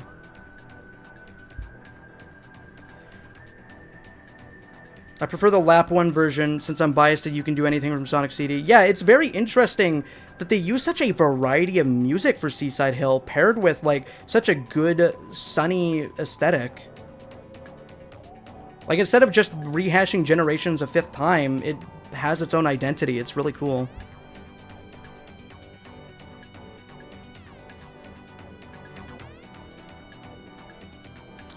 Let's see here. Market Street. This one was never going to be bad. Rooftop Run is good in every game it's in. The aesthetic is amazing. I love the texturing of the roofs. I think it's just below Sand Road for me, potentially. It's kind of on par with Sand Road, but I pick Sand Road more often because I'm a lot more comfortable on it. But Market Street, the very beginning turns are full of nuance. Again, I keep using that word, but like, you can strategize whether or not you want to let go of Accelerate and take the top path and go to the left path where the warp ring is at the very beginning.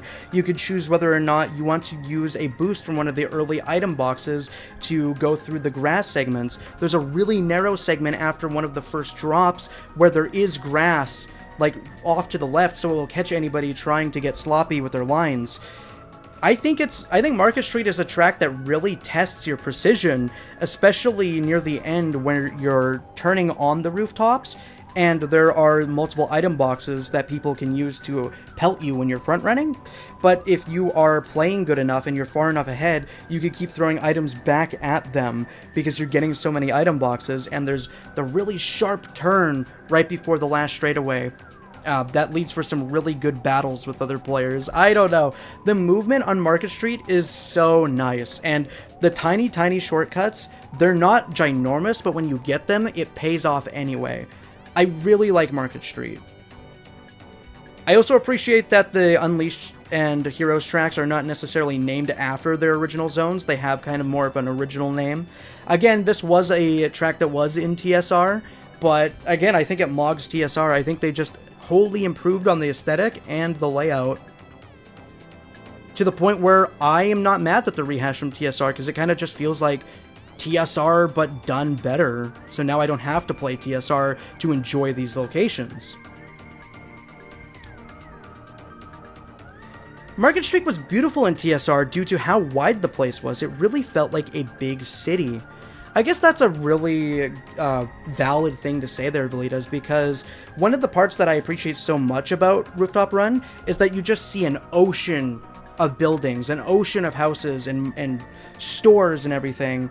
And the scale of Rooftop Run always made me feel so much more impressed by all the parkour that Sonic was doing. I'm like, wow, he's doing all of that without falling or getting hurt in this ginormous, vast area. So that is definitely something TSR has over CrossWorlds. But I don't think the aesthetic is necessarily weak. You just can't see much beyond the horizon because of all the stone walls. You should keep it that way, me Dolphin. It's not bad. It's not unplayable garbage. It's just boring. It's just really boring, I would say. Coral Town. I have interesting mixed thoughts on this one. I love playing it. It's got a lot of different branching paths, maybe the most out of every track in the game, actually. Coral Town is a fascinating place. It reminds me a lot of the water level in Superstars, between its music, its aesthetic, and the fact that there are so many branching pathways. This really does feel like a location I might have seen in a classic game or even a Rush game. I think Coral Town is possibly pretty underrated, actually. I really like how you can bounce off of the reefs, similar to Mushroom Gorge and Mario Kart Wii. They even got kind of a similar buoyancy in their texture. I think Coral Town is a really solid track. Unfortunately, though, every time I play it, I just go to the right pathway because it always seems consistent and fast. I like that the items are caught in little air bubbles, too. It reminds me a lot of the classic Sonic games. What else here?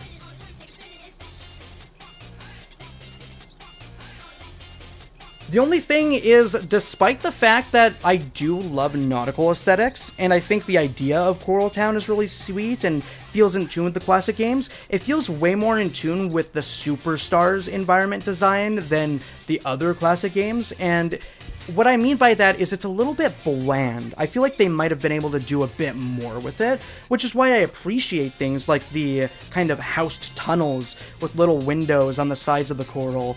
It kind of makes it look like an actual town that people live in and not just a random jumble of geometry. I do like that the items are caught in bubbles. It gives it a nice characterization so you can infer how this place operates.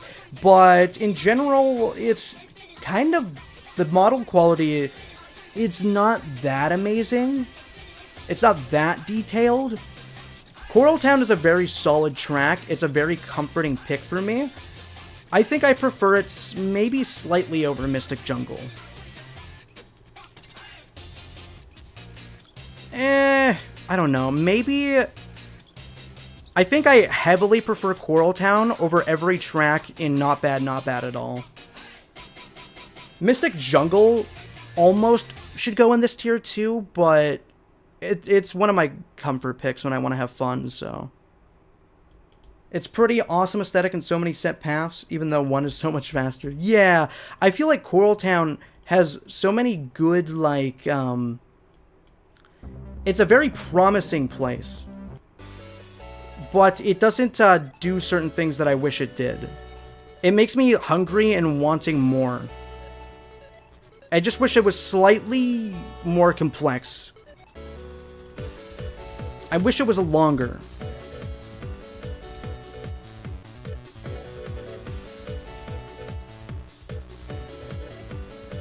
Okay.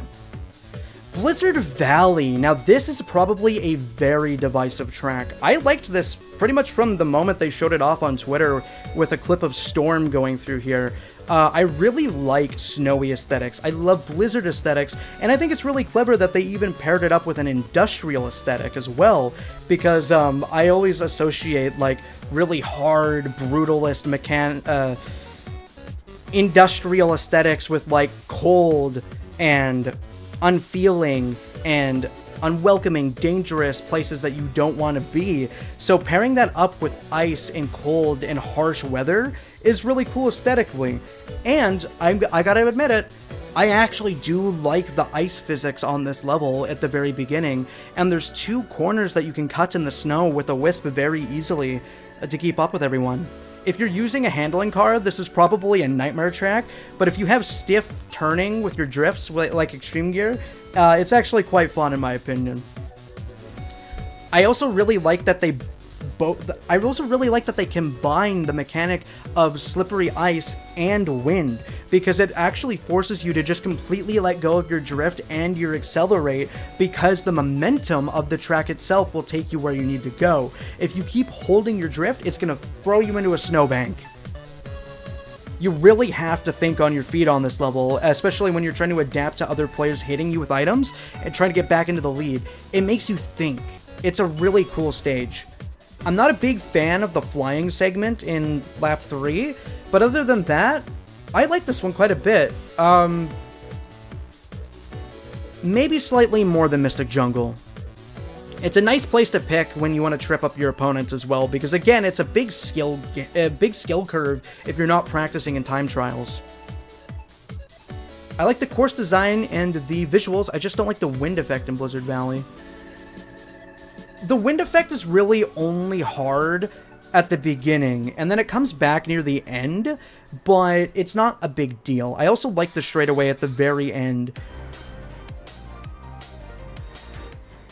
I also really like the straightaway at the very end of the level because it leaves a lot of room for interesting, like, top 3 battles to get to the finish line with the grass shortcut and how open and wide it is so you could snake around people's items and whatnot. Like, it's pretty interesting.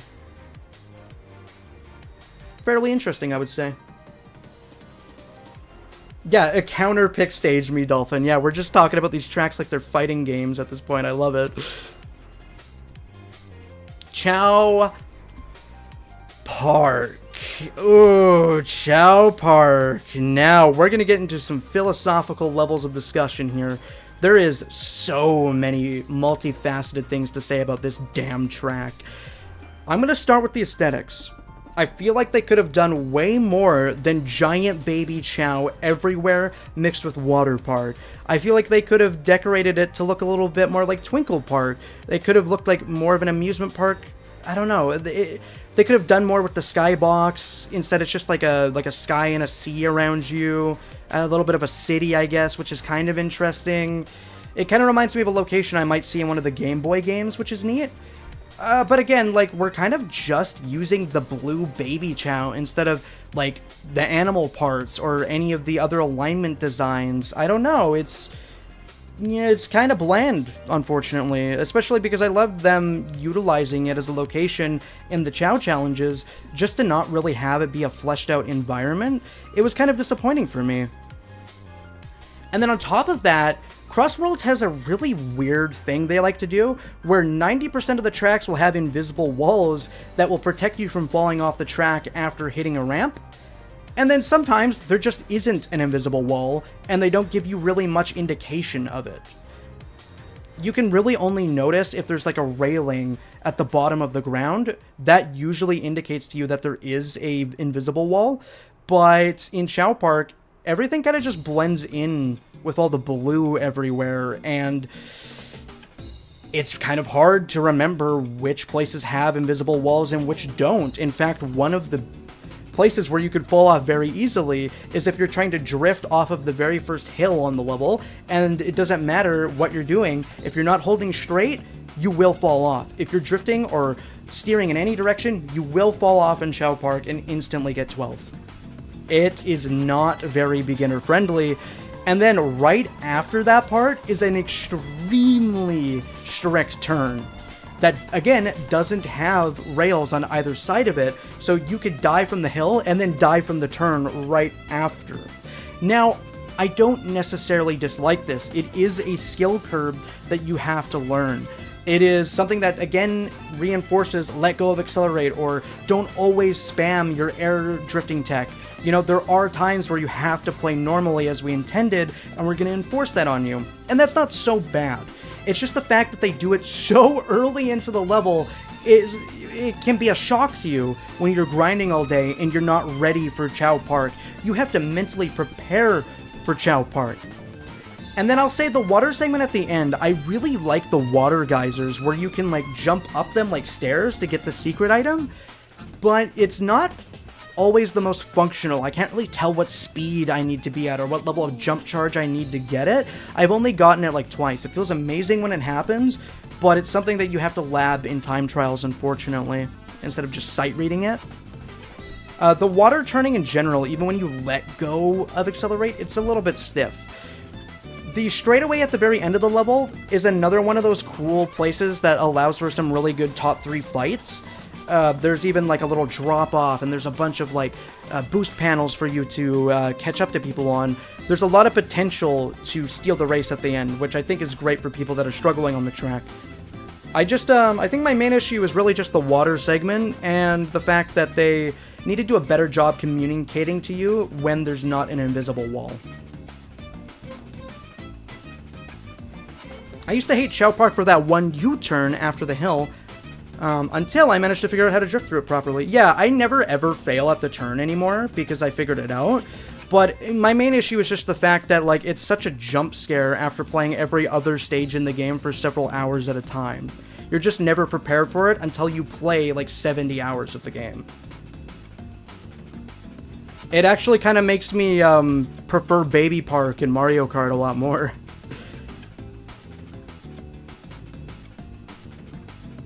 Me Dolphin, I actually think it'd be really cool if just like the park was like based around the Chow Garden, similar to what they did in the cafe in Sonic Movie 3. I think that would be really cool if it was just like blown up vegetation and like chow fruit and that kind of stuff.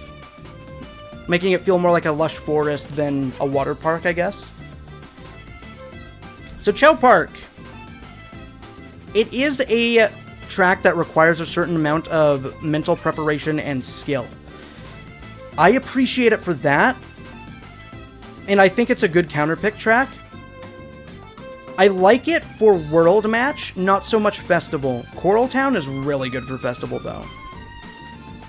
Dompa Factory. So this is an interesting one because we get more Team Sonic Racing lore, which is an interesting aspect of this game that I didn't expect them to really lay into. I was kind of surprised Dompa came back at all, but it's a good explanation for why we're racing again. I actually like that they're taking a game that I personally, like, skipped and didn't really care much for, and they're making me care a little bit about the planet Donpa lore. They were even mentioned in Frontiers, so it's cool to see the actual factory where they make all of the cars that can keep up with Extreme Gear, because Donpa himself is just obsessed with racing and vehicles, so of course he would have the best of the best on a different planet.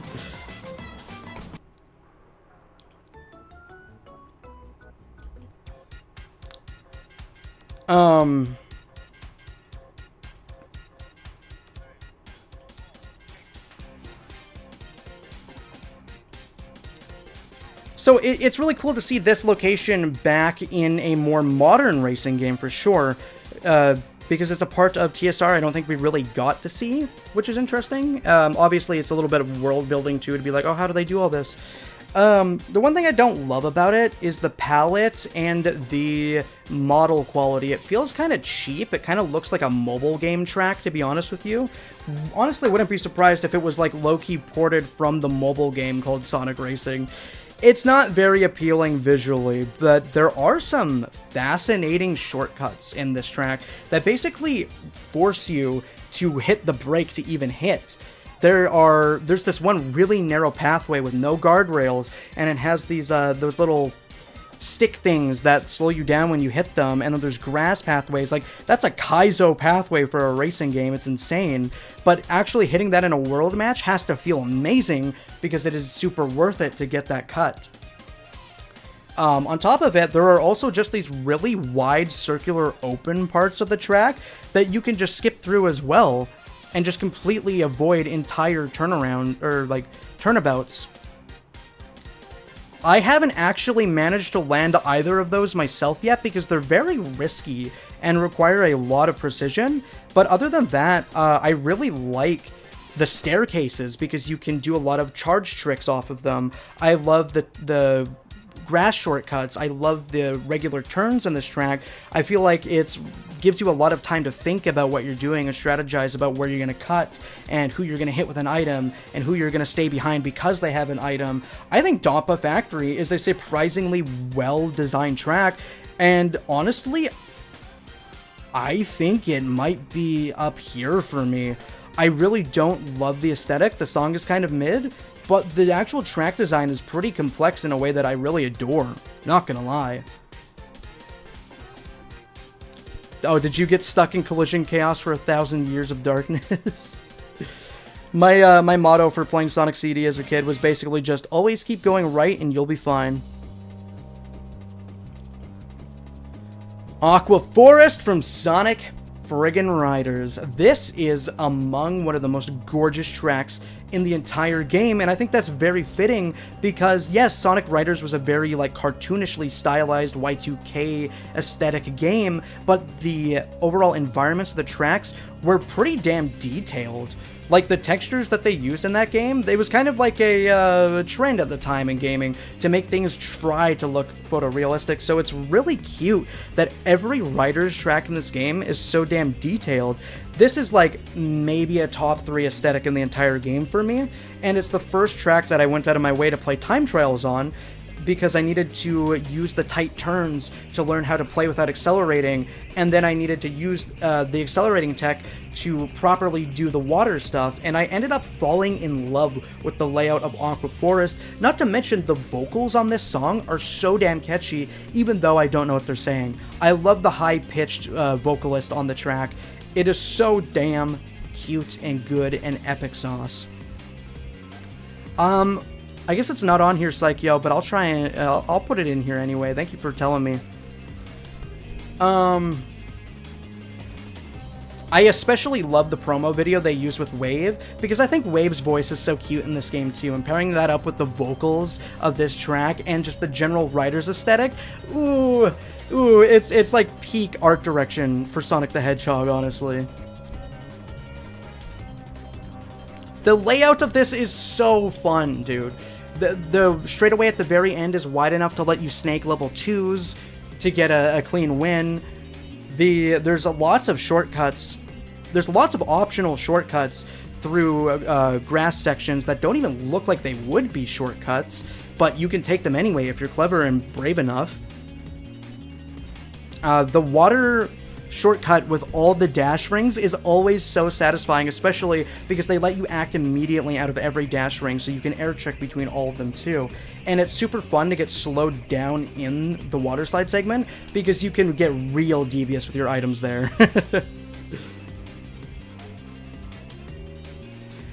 Do you guys notice if there's any other tracks other than Radical Highway missing from this list? Aqua Forest is original from your knowledge? Oh, maybe it is, yeah. Aqua Forest just looks like a writer's track to me. Let's see here. Aqua Forest, honestly, I think this is the first one we're having at the max tier. Like, this is something that I'm always delighted to play. The colors are great. The leaf trees, they're so cool. The wooden carving with structures everywhere. It's so good, dude. Yeah, no, it's a great track. I'm getting happy thinking about it and not even playing it.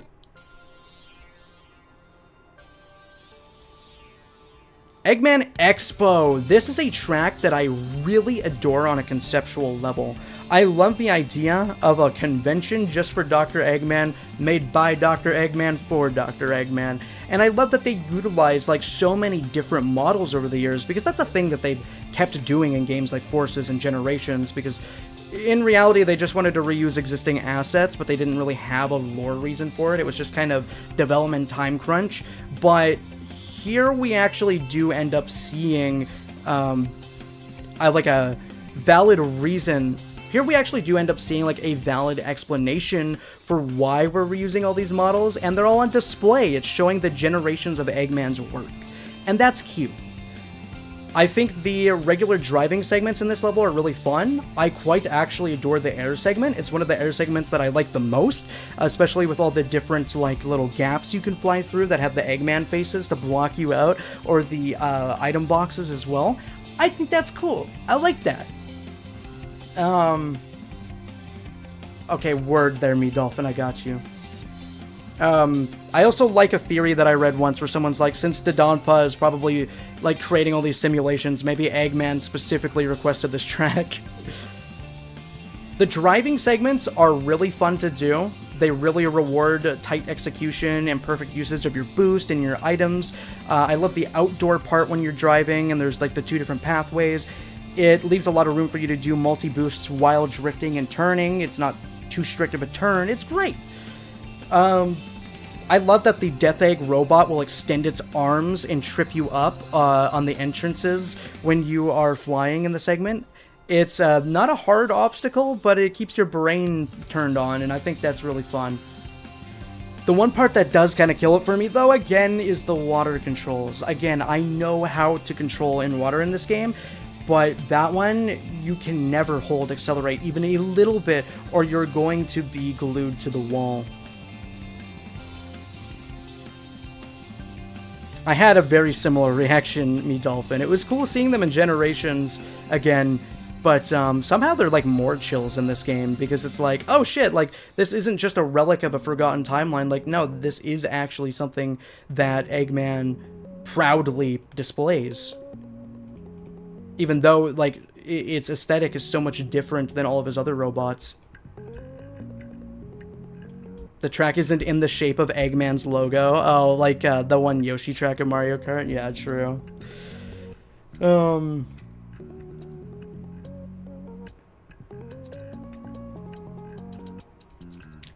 Yeah, Blood Flow is a very worthy successor to, like, the Knuckles rap theme songs, I would say. It's a very different style song, but I think it's a worthy successor.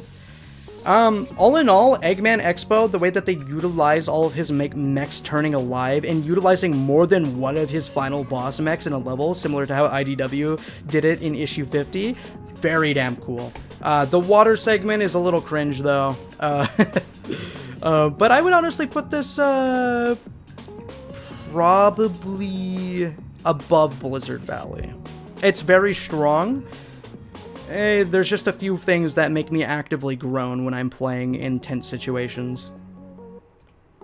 Also, I think Swift, the reason that I value it so low is because I just played it so much in the network test, and it reminds me a lot of the Afterburner stage in Sega Transformed. Like, visually and layout-wise, it's almost identical. I think we all know Kronos Island is just the best track in the game. They somehow made Kronos look even prettier than actual Frontiers, or hell, I'll even say it, even Frontiers with the graphics enhancement mod, they nailed the mood. It looks exactly like the Japanese render from the box art. Like, they did the clouds, they did the sunlight, the reflection on the grass so beautifully. And of course, Sonic Frontiers being basically my favorite game of all time, I'm just so happy that we got representation in this, spin-off kart racing game. And I think it's really fun that they're inviting all of these different aesthetics from across the series to clash with each other. And they're just saying, like, you know what? Yeah, Sonic's world is that varied and that weird. Realistic Kronos Island, it exists in the same place that also has North Star Islands. And it's also, in general, just so fun seeing this wide variety of characters in Kronos, given that one of the central themes of that game was how lonely it was, and how you only saw basically just Sonic the whole time. And he even goes out of his way to mention a lot of characters he's met over the years, so it's cool to see them actually finally here. You know what I mean?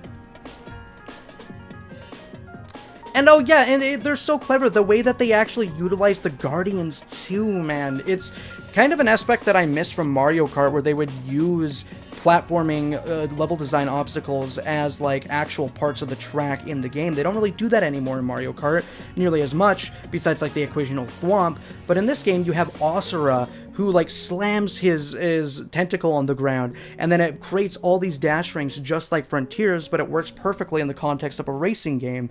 You have the pathway. You have the pathway of Squid as the perfect racetrack. Like, I love the fact that like so many Sonic levels can easily be adapted into racetracks simply just because Sonic himself is all about speed. Like, Squid was always meant to be a track since day one, and they're so damn smart for including it as the segment that you transition to after you climb the tower. Like, everything about Kronos is done masterfully. I couldn't really ask for much else. And the shortcut at the very end of Kronos is so satisfying to hit. Even if you don't have a boost item, it's always worth going for that shortcut because of how insane it is. Like, driving on the grass to get that shortcut still feels good somehow, and I think that speaks to the quality of Kronos. I've squeaked out so many wins there. The way that they use Tower as well, as this thing that like goes up and down like a thwomp. Like, you can drift into the ramp, hit an item box, and then narrowly avoid the tower crushing down on you. Oh my god, it's so good. And I love how they have such a good... I love how much they equally use Eggman's terrain and the Ancient's terrain, and just regular grass. Like, you get Eggman's red and metallic platforms, and then you get the Ancients, like, crystal platforms. Like, they utilize all the different architecture and aesthetics from the game all in one tiny place so well. It's nice. There's not anything about it that it has a particularly annoying skill gap. Oh yes, and another cool thing about the intro there, Me Dolphin, is that if you have music turned off, you can actually hear the Coco jingling around. And also, just the camera angles at the beginning of Chronos make me feel like when I played Frontiers for the first time and I first got like the camera panning shot, everything is illuminated in such high quality and so cinematic. It's great. It really fits the quality of Sonic Frontiers. I wish they found a use for Ninja and Chronos as well. You know what's a thing here, Two-Tail Gamer? There's a thing you can do in Frontiers where you can actually homing attack, cancel, like do a homing dash into the ninja, and then you can trick off of a ninja. You can literally air trick off of ninja. So you can hit them and then start doing tricks off of them to disrespect them. It would have been really funny if like there was an attack where a ninja like slams its arms down and you like drive off of its arm like a ramp. That would have been cool.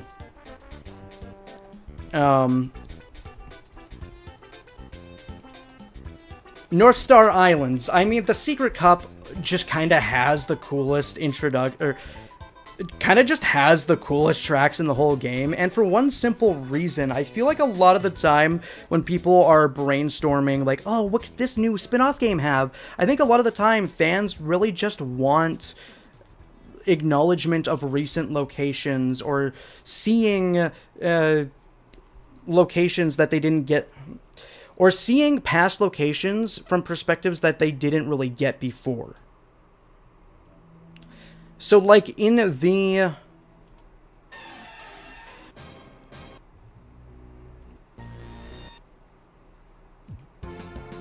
So, like, with the example of North Star Islands, that's a 2D game. Sure, it's 2.5D, so all of the assets are in 3D. So now in this racing game, we get to see North Star in modern day through an actual 3D perspective. You get to see all of the assets from that game in a different way. You get to see just how large this place is, even though it's a mashup of 3 different zones. It doesn't actually geographically link up with the canon, but still, I get to see what all of this would look like from the perspective of like a modern Sonic game, which is really sick. And I am such a big fan of how they don't try to update the aesthetics to fit modern Sonic like at all. I know it's super easy and low-key lazy for them to just like port the models directly from Superstars, but it's all I wanted. I love the continuity of that. Like, yes, Sonic the Hedgehog, your appearance may have changed drastically over the years, but these locations look just as magical as you remember them.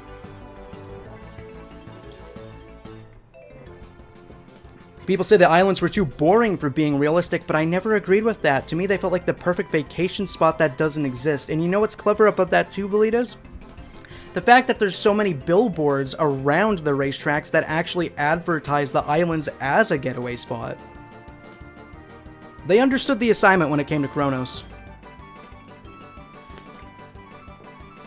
It's also insane that it's also the only classic game track, but I like how this, but I also like how this game isn't full of classic game tracks. I see what you mean there, Me Dolphin. Yeah, I would have maybe preferred a stage from Sonic Mania, like Studiopolis Zone, in full 3D for the first time, but it's still almost just as shocking to see North Star in this perspective for me personally, because I have like 50 hours in Superstars, so it's nice to be like, damn, we get to return here. And Amy even gets a line, modern Amy gets a line, where she references a classic specific character. So it's just nice to know that the classic characters and locations could come back at any time now, you know? The one thing about North Star is that its track design is honestly pretty generic. There's not much to it that really challenges your brain. There's not a lot of room for strategy necessarily on it, I would say. It's kind of a pretty bare bones turn left, turn right, skip the grass here. I think the most interesting part of it is the press factory area, where basically you have to trick off of the ground popping you up, and then you can go to the left or the right path. I think that's pretty good.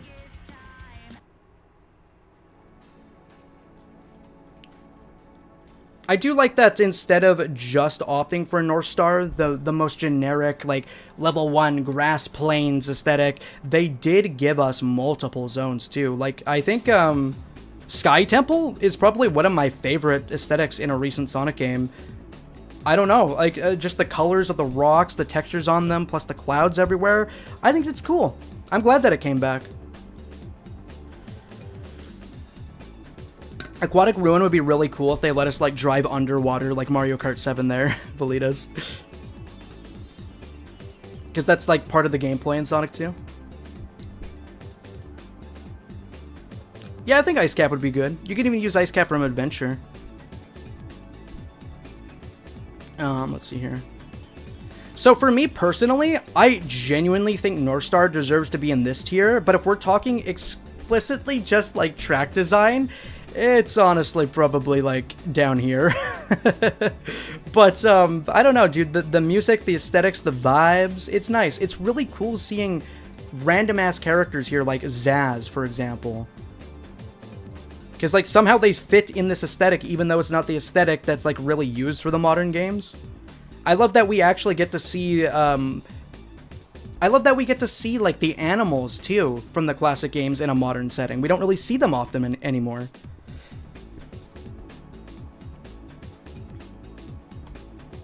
Babylon Garden. Yeah, it's really weird that they didn't do many Riders tracks. It's similar to Shadow Generations, where they didn't even have a single Shadow 05 level, despite being such a spiritual successor, and lots of the marketing being based off of being a spiritual successor in the first place.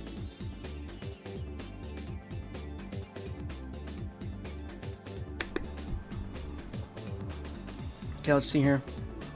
White Space. This is another contender for top 1, I would say. I think I prefer it over Aqua Forest just because the water mechanics in general in this game are a little bit weak, honestly. Aqua Forest does it probably the most tasteful out of every other level with water physics, but I would say that White Space being almost primarily just regular driving and then a little bit of flying makes it a lot more fun by comparison. Plus, it's the fact that White Space understood the assignment pretty damn hard.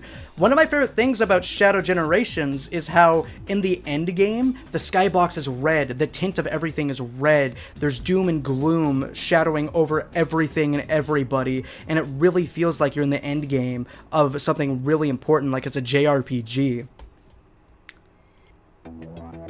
And I think that's especially good for me. I think that especially hits for me because one of the biggest criticisms for Sonic Frontiers Final Horizon was that you didn't get a purple hue over the rest of the islands because of the end, and you didn't get to see the end looming over everybody menacingly as this one giant final threat.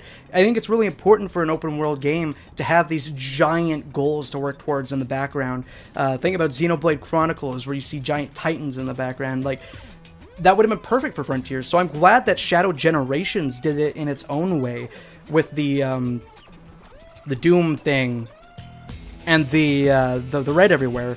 And it's especially damn cool that it envelops the third lap of the track, and just like canonical Shadow Generations, the layout gets changed because of Black Doom's influence.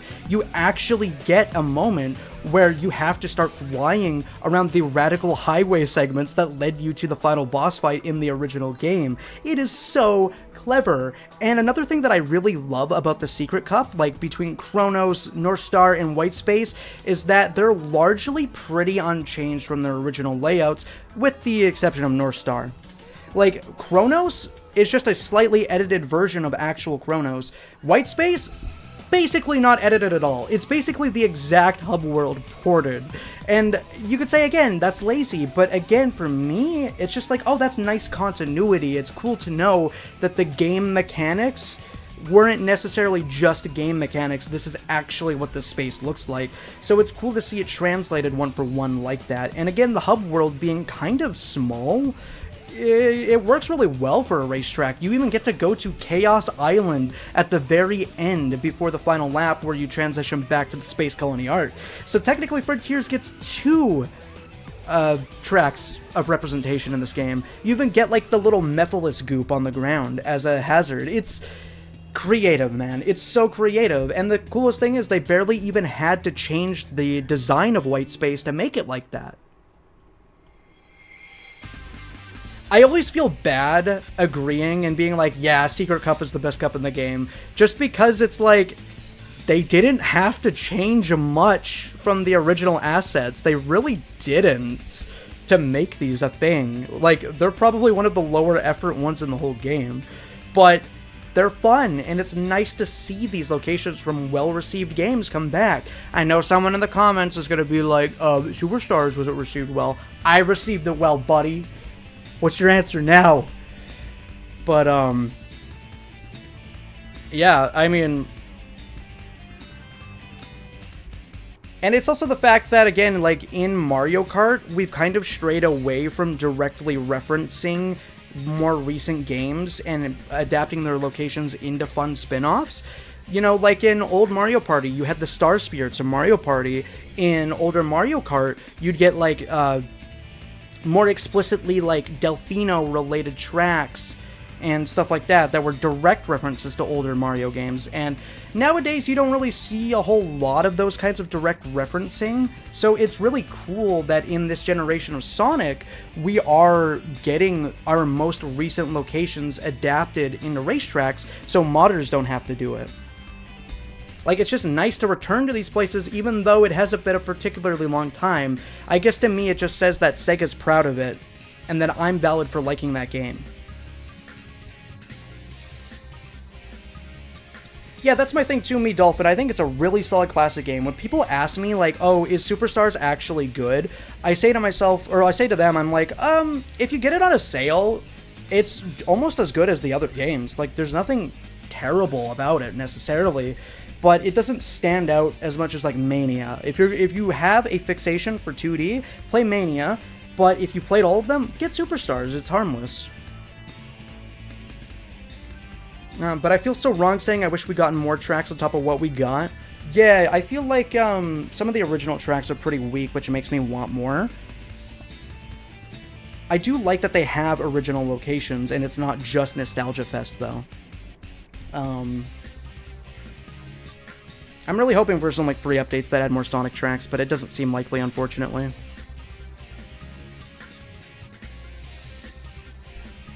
Okay, so Roulette Road. Again, another track that I fully associate with All-Stars Racing, Transformed, and TSR, and I was not happy to see this again. If you watch one of my older videos, I even say that. I feel like they improved on it from Transformed in a decent way.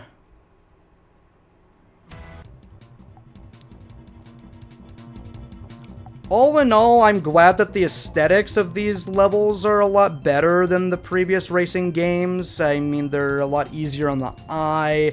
The colors and lights of Roulette Road look cool and not like low-effort 2010 games, so it's nice. I'm just a little bit sick of the casino aesthetic in Sonic games in general, personally. I've never really been a fan of them to begin with, even though they are unique. The gameplay is also pretty similar to Team Sonic Racing, which I was never really big on to begin with. Compared to some of the other CrossWorlds in the game, this is a preferable one to go to if you don't really have another choice. Also, I think Water Palace deserves to go maybe here. I think Roulette Road kind of mogs Urban Canyon and Crystal Mine. It's a little bit, I don't know, Part of me kind of likes it a little bit more than Rainbow Garden just because it's so short and I can ensure myself good placement in a race. So that's my bias from like a meta POV. But in terms of general enjoyment, Rainbow Garden. Dinosaur Jungle. one of the craziest location pulls in the entire game, and they made a really good decision using that for early marketing, because people are like, what? We care about secret rings again? What a deep cut. And the dinosaur models are absolutely beautiful. I love that they still have their horns, and they even get reference to Wonder Museum, which is cool. So there's a little bit of continuity between the tracks too. Dinosaur Jungle, really cool location. Very cool variety of environments. Yeah, I'm not big on the gameplay of it, though. I don't like the waterfall segments. It feels really slow and stiff, and trying to avoid the dinosaurs in general is like... it's okay. The main pathway where you have to go under their legs is really boring, but if you branch out and you like drift trick off of some of the hills around them, or if you like drift to the left under the dinosaur's jaw at the very beginning of that segment, it's pretty fun, I would say. Just as long as you're hitting the correct pathway, but if you go the main pathway, it's a really boring CrossWorld, I would say. All in all, one of my least favorite CrossWorlds in the whole game. It's kind of a slog for me to play. I think I like it a little bit more than East Stadium, to be honest. This one's just a little bit of a slog for me. I don't really like the cactus shortcut, even though I know how to do it now. It still feels stiff, and like, even though I'll get the cactus shortcut, sometimes I'll still just boost into a wall and like eat a time loss anyway. It's kind of a confusing track at times, and when you're doing the last part on the long neck dinosaur, you can trick off of it if you want, but then you'll just get slammed into a wall anyway because the terrain is really weird. It has potential, but it kind of falls flat for me personally. A little too much hazards overall. I think, yeah, it's like, that's probably part of why I don't like Dino Jungle as much. The amount of stage hazards. They're easy to dodge once you know the route, but it's just a lot to keep up with, especially when other players are lobbing items at you too, so it just kind of brings my general enjoyment down a bit. Kraken Bay! I also thought this was Pirate Storm from Secret Rings at first. It's cool. You know, I like sailboats. I like giant ships. I love water. It's a really cool aesthetic compared to the rest of the game. You don't see a stormy ocean like this. The giant Kraken kaiju is neat, though he's not hard to dodge at all. This track is kind of, it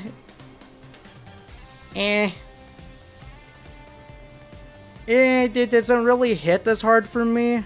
I don't know. The actual stage hazards are pretty fun to weave between. It does require a decent amount of precision and skill, but Kraken Bay is just a little bit bland, kind of generic to me. The pathways aren't particularly interesting. The challenge is the most interesting part about them. But, I don't know. I feel like you play Kraken Bay once, you played it a million times. That's the feeling I get from it. Lava Cave. This is another one I don't like very much at all. The aesthetic kicks ass. It's great. It's beautiful. I love how it shines on the inside of the cave. I love the lava dragons. I love the space aesthetic. It's cool as hell. But the flying is not very compelling, unfortunately. The cool thing about it, at least, is that you have options if you're doing festivals. In festivals, if you're doing air tricks, it's better to go on the driving route than the optional second to flying route, kind of in the middle part of the level. It's better because there's a little bit more ramps there for you to air trick off of, so it gives a little bit of versatility in that way, but the flying overall is just kind of like a little stiff. The obstacles are kind of just annoying to get around because it, like, the whole level twists and turns, and it's already kind of hard to steer when you're flying. It's okay. It's probably my least favorite CrossWorld. Sky Road, on the other hand, this is a flying level that I quite enjoy, honestly. Every time I see this, I'm actually pretty delighted.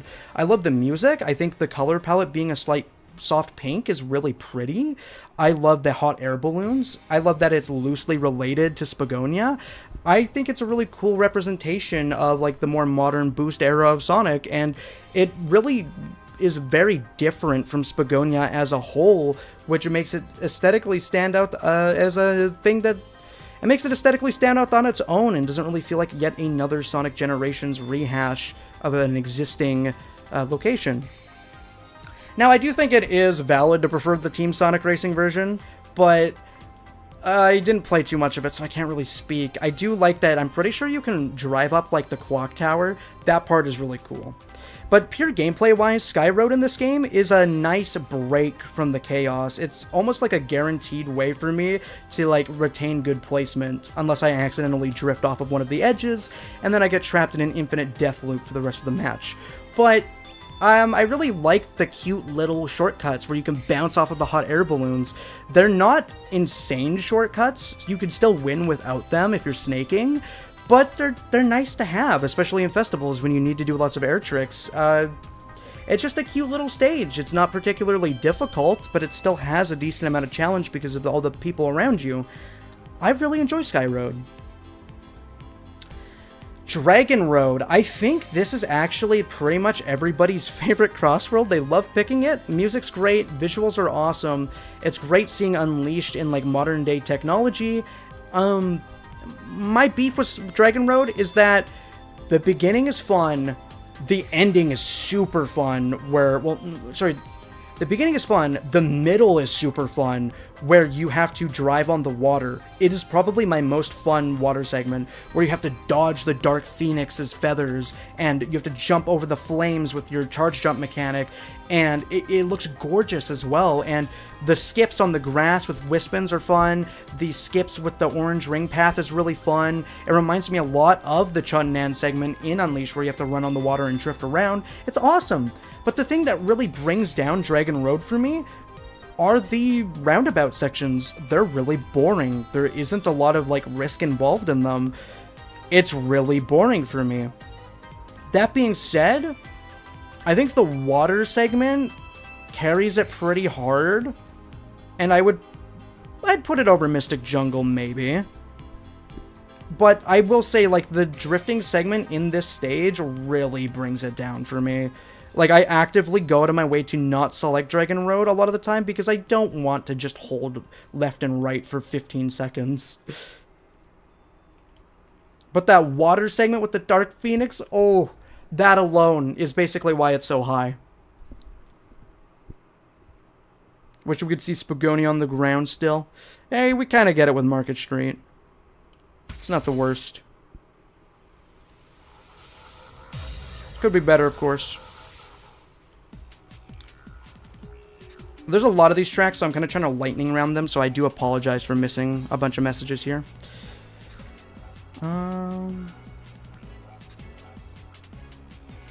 Superstars was fun, but man, some of those bosses were really hard or really boring. Yeah, I was surprised at like the almost Kaizo difficulty of the insta-kills in the two final bosses, and I really hated the true final boss on Nintendo Switch because it would lag a lot. Those weren't particularly fun, but in retrospect, I can appreciate that there's a classic Sonic game with that level of difficulty in the modern day. You know what I mean? Let's go, Shadman fan. I hope you have fun. Just as long as you avoid Dino Jungle and Lava Cave.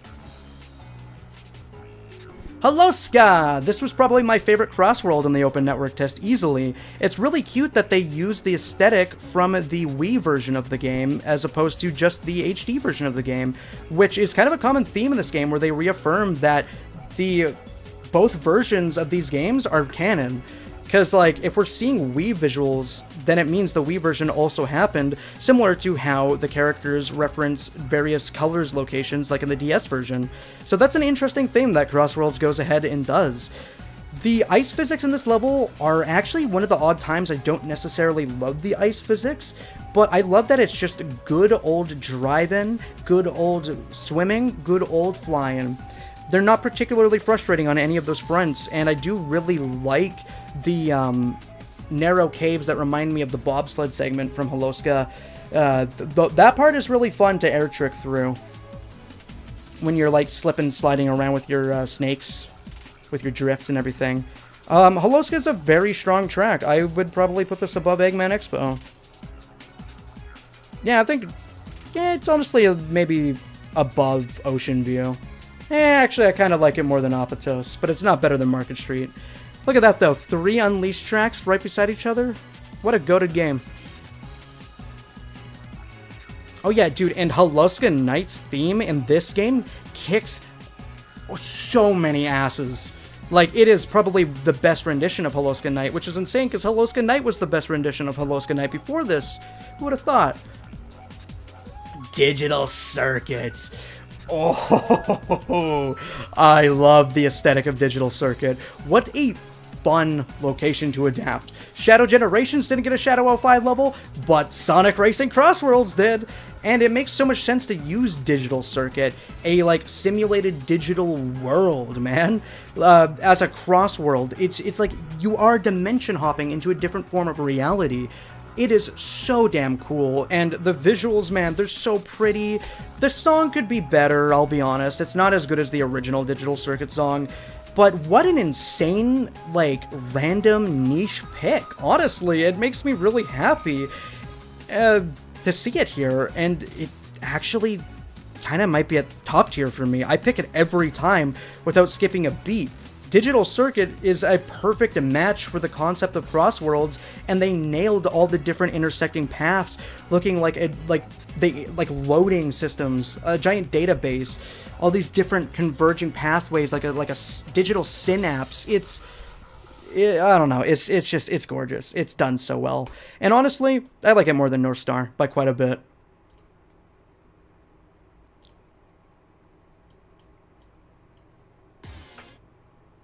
And speaking of digital dimensions that we're traveling into being a perfect match for this game, cyberspace, dude. We get 2 of these locations. We get 2 of these digital simulations in the same game that have insanely similar functions in canon. I'm pretty sure that they even, like, reference Digital Circuit in cyberspace in one of the egg memos or something. I don't know, but it's pretty... Oh, no. The reference was in IDW, where they're like, Eggman's like, I've implemented similar systems in my EggNet or something, but yeah. But, like, these 2 tracks, side by side, have such similar concepts in lore, and are the perfect picks for a CrossWorld.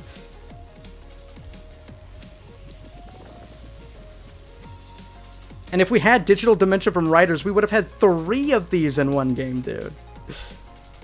You know what's cool about it too, me, Dolphin? Even if it is a stage you hated in the original game, they could still redeem such a weird and niche location by making it better in a newer game, which is why I'm always open to see locations from weird, you know, less received games come back. But the fact that cyberspace and digital, like, it's just so clean having both of them. And hey, I'll be honest, I like cyberspace more than Kronos. Frontier Sweep, baby! Frontier Sweep! Cyberspace is easily the best track in the game, and again, it could just be my bias, the fact that I love Frontiers so much. Every time I see cyberspace in the portal, I give up everything in my life to reach it. It is all I care about. The song is amazing. I have to sing to it every single time without missing a beat, dude. And, like, the aesthetics are perfect. They're just ripped from the game. They don't ruin the art style. They actually add more to the art style. They expand on the original City Escape theme from Frontiers, which was the best of the cyberspace themes, by the way. They give us more vehicles than there were in the original Frontiers. They give us actual moving trucks and cars as obstacles, which is such a big bonus for me, because one of my favorite tracks in Mario Kart was that one level where you were driving on, like, an actual highway, and there were, like, big buses and transport trucks and everything, because I love the idea of seeing regular vehicles on the road next to all these racing vehicles. I think it's really cool, and they added that into cyberspace, bro. Like, what? And the actual level design, the way the objects are placed and laid out, it feels like you would see in a regular Frontiers level. Like, they don't have as many, like, there's a lot of, like, floating obstacles and spike traps and everything, which on the surface looks kind of ugly, because it's like, oh, this is just, like, video game mechanics. It's not an actual decorated environment. But in the context of Frontiers and cyberspace, it makes sense to be floating and digital and wacky. So I really appreciate that they kind of left that part of it intact.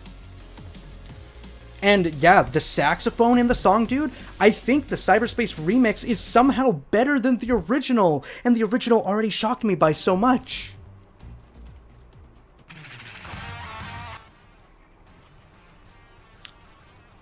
And then we got the lap 3 for cyberspace as well. Dude, it sounds like a coliseum of angry audience members, like, screaming chants at you to get first place. You better lock in. You better use all your boosts right now.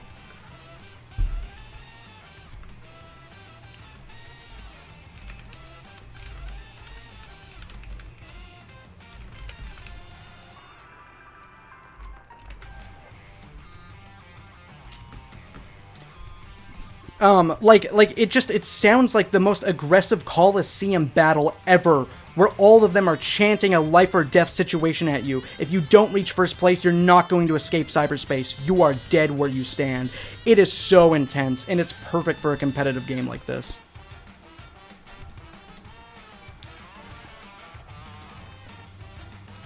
Let's see what else here. What else can I say about cyberspace? I mean, it's just another really good aesthetic to bring back into the franchise, because the adventure games used to have so many city-related levels in the game, and they kind of, like, stopped doing that for a while, so it was really nice to see just an actual street back for once. And it's really cool seeing all the different types of cities in this game, with all the different locations. It's crazy how cyberspace was pretty bland in Frontiers, but so good in this game. Yeah, like, they basically, like, heard the criticism of basically everything related to cyberspace and Frontiers, and they're like, okay, we'll tweak it a bit for you, Chief. And I think the flying segment in cyberspace is really neat, too. It's kind of cool to be able to traverse cyberspace like that, and go over all the hidden gaps, and go to, like, some of the pathways you couldn't before in Frontiers because he was on foot.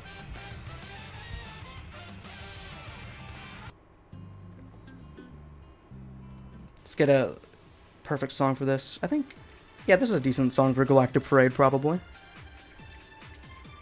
Now, boy howdy, I think the latter half of this tier list is just some of my favorites back to back to back to back here. Galactic Parade, dude. I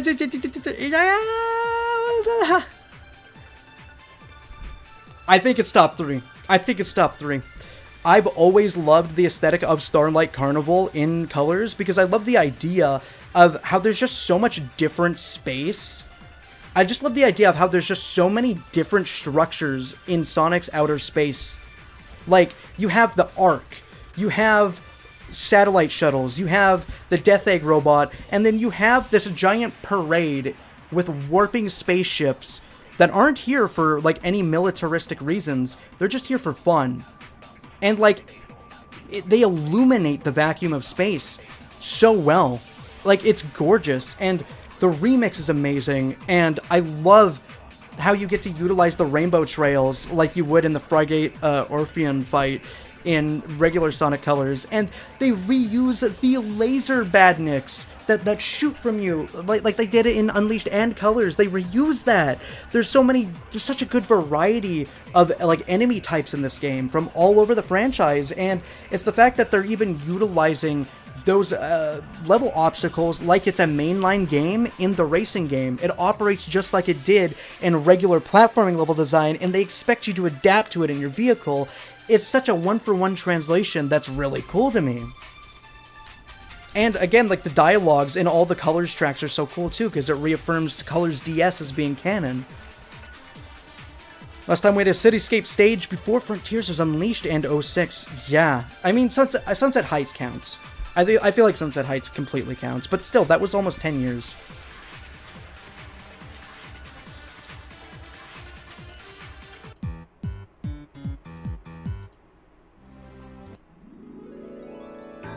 It's a decent song.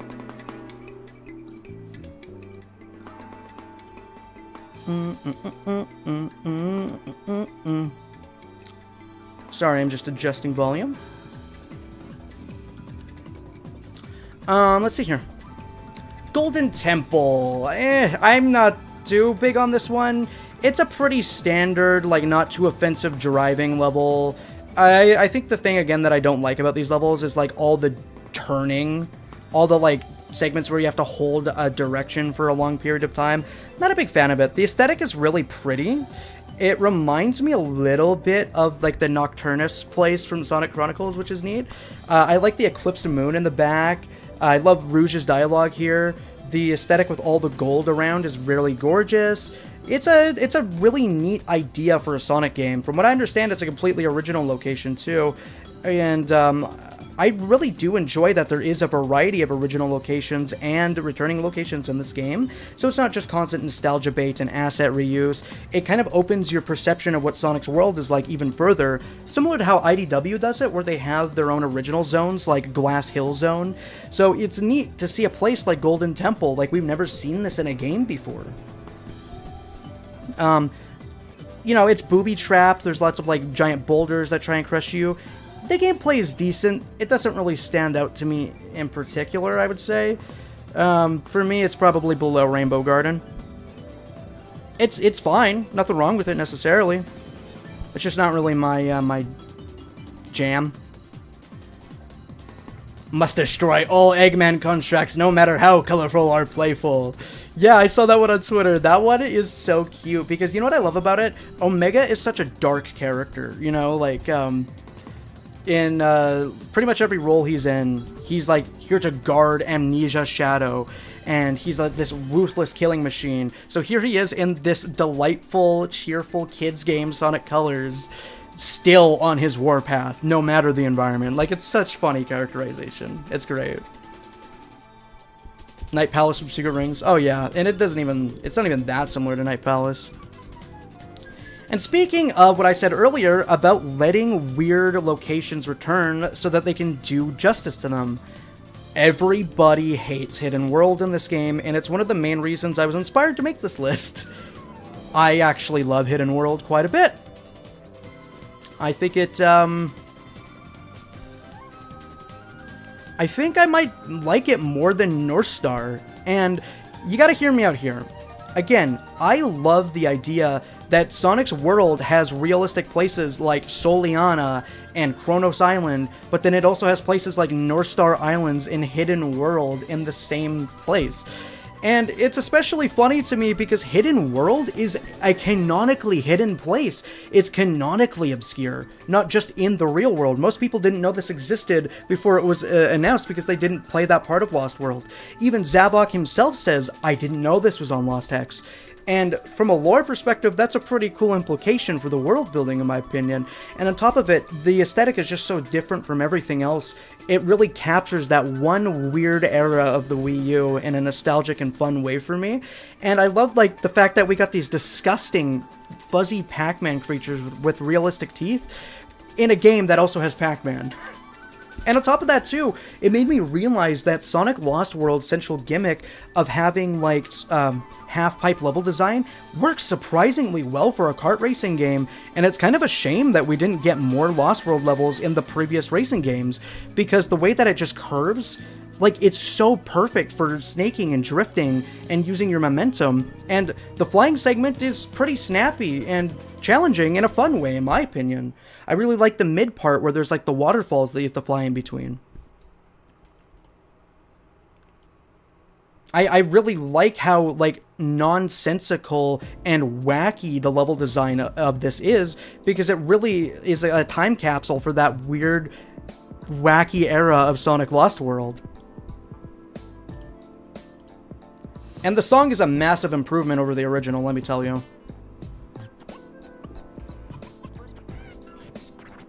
My headcanon is that Aqua Forest is Tropical Jungle.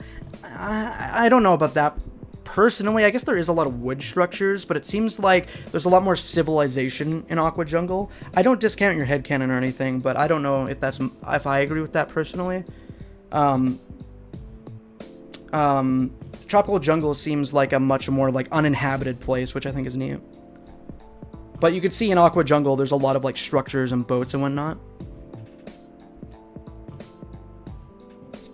The colors hurt your eyes. That's fair. It is kind of an eye strain place, but again, there's just something about, like, how in your face it is that is endearing to me. It's a time capsule for that one period of time. When Minecraft come out? We don't know, actually. It might be... It'll be one of the next 3 or 4 months. I'm not sure.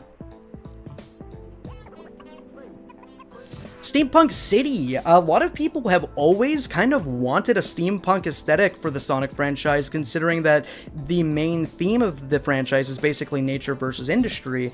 A lot of the games is basically Eggman in a nature-dominated environment, trying to, you know, set up all his robots and take it over, whereas Steampunk City is kind of the opposite of that, similar to like New York City, right? But steampunk has much more interesting implications on the world around you, because steampunk is like kind of the implication that you have to live in the air, you have to use this type of like weird steam powered technology. It has interesting implications on the world and maybe this part of the world, wherever it is. I personally believe this is probably just a random dimension that isn't in Sonic's world, but the aesthetic of it is great. I love the trains, I love the music. It's probably one of the best tracks in the whole game. Just like the vocals in this game are so powerful.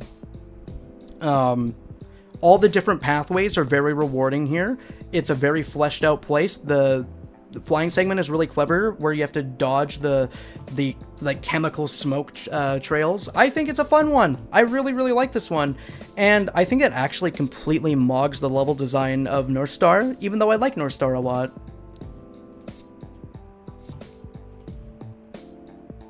Hi, Gold Legend. Yeah, I'm almost going to end here, I think, because we just got a few more tracks to put on the list here. Steampunk City makes me wish Nine had voice lines. I could imagine him saying how this place reminds him of New York, but less gloomy. Yeah, maybe even Nine would be interested in Steampunk City. Maybe, like, he'd have an interest in all of, like, the trains and the mechanisms everywhere, you know? In a way that Tails wouldn't be, because Tails likes his home, but Nine always yearns to go somewhere else. That's the cool thing about CrossWorlds. I just really hope that they fix that issue with the Prime characters.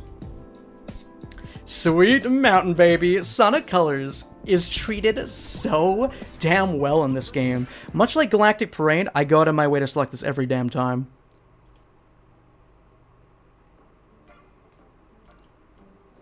Now, the thing that you gotta understand about Sweet Mountain is that for the longest time, it was my favorite location in Sonic Colors before it got completely dethroned by Asteroid Coaster when I replayed the game many years later. Now, the thing is about Sweet Mountain, I've always loved how they use like layer cake aesthetics to basically replicate grass and dirt terrain. I love that Storm has a voice line here that feels very in character with the lighthearted tone of Sonic Colors. Like, you would hear all the egg announcements in the background making funny jokes like, oh, don't eat this, we got preservatives in them. And then you got Storm, the absolute knucklehead he is. He's like, oh, I want to eat all of it. That's all he could think of instead of focusing on the race. And it's like, it's so neat seeing this random mainline Wii game with a very lighthearted tone clash with the badass tone and aesthetic of Sonic Riders in a way that fits very well.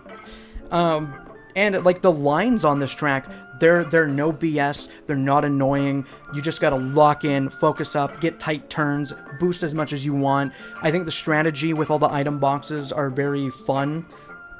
I think there's a lot of good strategy that can be used with the item box placement on this level too. Like, you hit people before they hit ramps, or you hit people before they can, you know, use a shortcut through the jelly and stuff like that. And the fact that the flying segment at the very end is Captain Jelly's ship where you have to dodge his projectiles. Dude, it's such a clever utilization of the environment. And again, it's really special to me seeing like a random Nintendo Wii lighthearted, kind of kiddish game be brought back in a way like this, where they're like, yeah, even though that game was pretty childish, we still are proud of it, and it's still a part of everything. And I just feel like the aesthetics are so damn good. Big fan of basically everything that Colors has done for the franchise. I think I still like Galactic Parade a little bit more, though, even though I much prefer the ground driving. Oh, yeah, for sure there, Me Dolphin.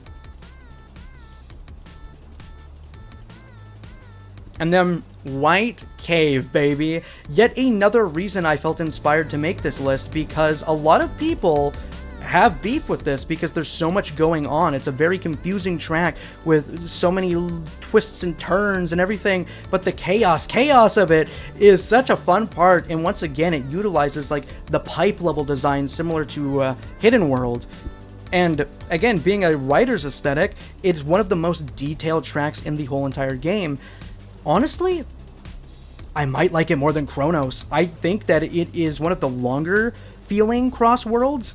It's got an amazing song. It probably has the single best aesthetic in the entire game, and makes me wish the rest of the game looked as good as White Cave, as detailed as White Cave. Like, it's the fact that it's from a writer's game, in the game that actually brings back all the writer's stuff for the first time in nearly 20 years. It's such a damn good, like, reprisal of its role in the franchise. And it is skillful, it is difficult, but not in a necessarily annoying way. The more you play it, the better you get at it. It's a very rewarding track to play over and over. I very much adore White Cave. In fact, I'm kind of struggling to believe whether or not I like Cyberspace more.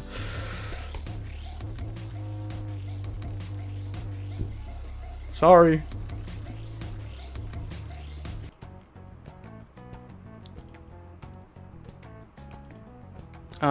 Yeah, I mean, just bringing back everything writers related in modern day is just too powerful. Like, how can you beat that on a conceptual level?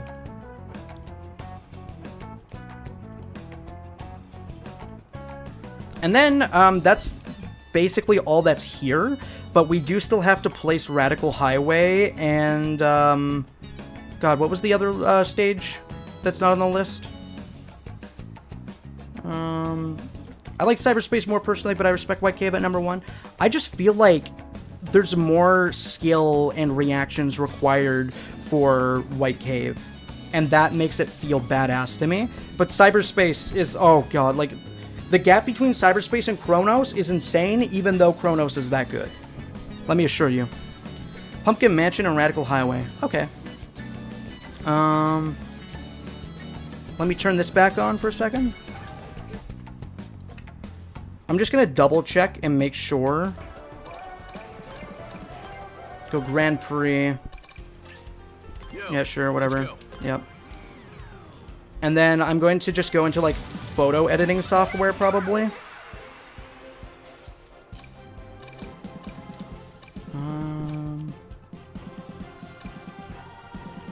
Coral Town, Chow Park, Blizzard Valley, Eggman Expo. Yes, okay, it is just Radical Highway and good old spankin' mother heckin' Pumpkin Mansion. So let me take a screenshot of this and put it in my photo editing software real quick.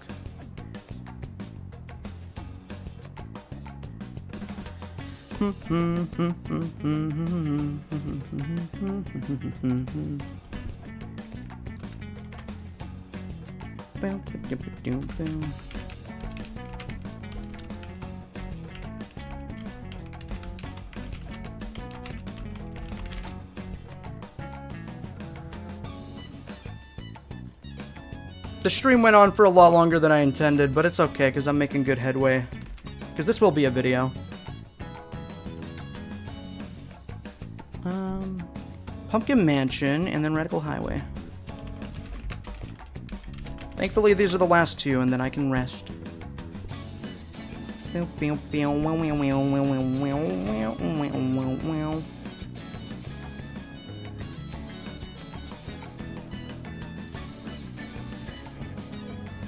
Hi, Lucy.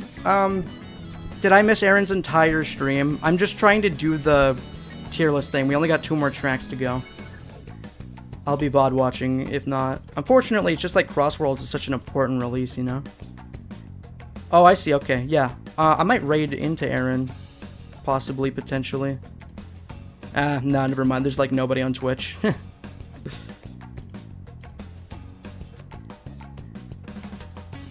Okay. Let us switch back to the window capture zone.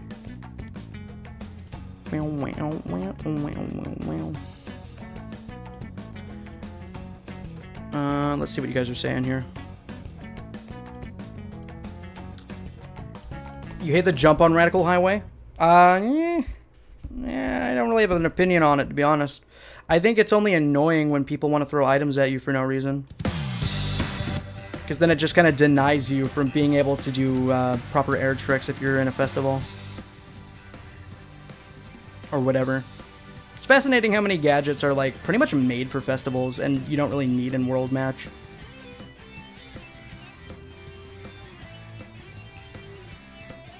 Also, if you ever want to grind tickets off stream, down to do Race Park. Yeah, no, for sure. I could do that. Probably going to be busy for a good chunk of the night, but maybe we'll play when I'm watching Aaron's stream. That might be a good idea there. I gotta make dinner, though. I haven't eaten today. Anyway. So for the last two that were not listed here, we got Radical Highway and Pumpkin Mansion. Now, Pumpkin Mansion's a bit of an odd thing in the game, I think, for me, because I didn't know if it was going to be Hang Castle, Pumpkin Hill. Kind of just seems to be a mixture of Pumpkin Hill and Mystic Mansion, if not just an entirely original area. You can kind of see the Pumpkin Hills in the back there. The aesthetic of this is gorgeous. It matches what SA2 did, if not surpasses it, in my opinion. And I think Halloween is my favorite holiday, for sure. It's just so unique, and I love fall aesthetics. So this is really big for me, especially given the fact that this game released so close to Halloween, and the fact that they got such a jammin' rock track. And one of the coolest things about Pumpkin Mansion as well, in my opinion, is the fact that the hallways are just a bunch of straightaways, which means that I get to play exactly how I love playing, constant snaking over and over and over again. And it's one of those tricky tracks where it's like full of like whimsical witch magic, where like the pathways change depending on the lap you're on, and you gotta like react to which of the pumpkins disappears. It really fits the idea of trick or treat, if you know what I mean. It's very creative, and it's really fun to react to it when you're going high speed. There's plenty of grass patches to skip over when you're doing terribly. I love the lap 3 invisible pathway. Like, the moment that I saw Vector, like, drifting on that dude, oh my god, I knew it was going to be fun to do. Like, it's completely translucent. You only get flames on the side to guide you, and it's super easy to fall off of it when other people are trying to contest you on top of that platform too. And to even take that top path, you have to have precision and let go of your drift at the right time. Otherwise, you fall into the green goop and you die. You really like the aesthetics. It reminds you of Luigi's Mansion from Mario Kart DS. Yes, dude. That was one of my favorites back in the day, too. I loved, like, the dark faded grass palette. I loved the dead trees. I loved using mushrooms to zoom through the mud piles. Like, so much about this is just a complete unique step away from the rest of Sonic aesthetics. And again, I feel like the hallway segments, weirdly enough, are the best. The way that you have to dodge the chandeliers, but even if you hit the chandeliers, you don't get, like, completely knocked out of the race like a regular stage hazard. You just get bumped. It's really balanced and fun to navigate around. And the cool thing, too, is that they utilize the CrossWorld mechanic multiple times, but instead of, you know, crossing over to a different dimension, they just put a ring at the end of the hallway that teleports you to the roof, and then you drive on the same roof that you were just at. Like, it is such a creative and perfect utilization of warp rings. Like, Sonic games have been using warp rings more and more lately with Shadow Generations and Sonic Frontiers Final Horizon, but I feel like this game just does it perfectly as I always imagined it. So, Pumpkin Mansion. If we're going to be honest here, if we're going to be real for a second, just a millisecond, I think this is probably higher than Galactic Parade for me. Actually, no. I think it might be higher than Kronos Island for me. I think this might be the best full track in the game. I think so. I really feel at home when I'm on this track. I feel very confident. And every time I get set back, I feel like I can always win. It's a great track. It's not as tight as Kronos, but there's so many, like, pathways that you can skip and everything. Like, you can really optimize it. It's so fun to do online. And then finally,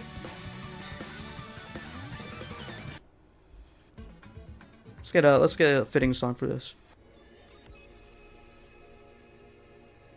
Yeah, probably this one, right? I can make it louder.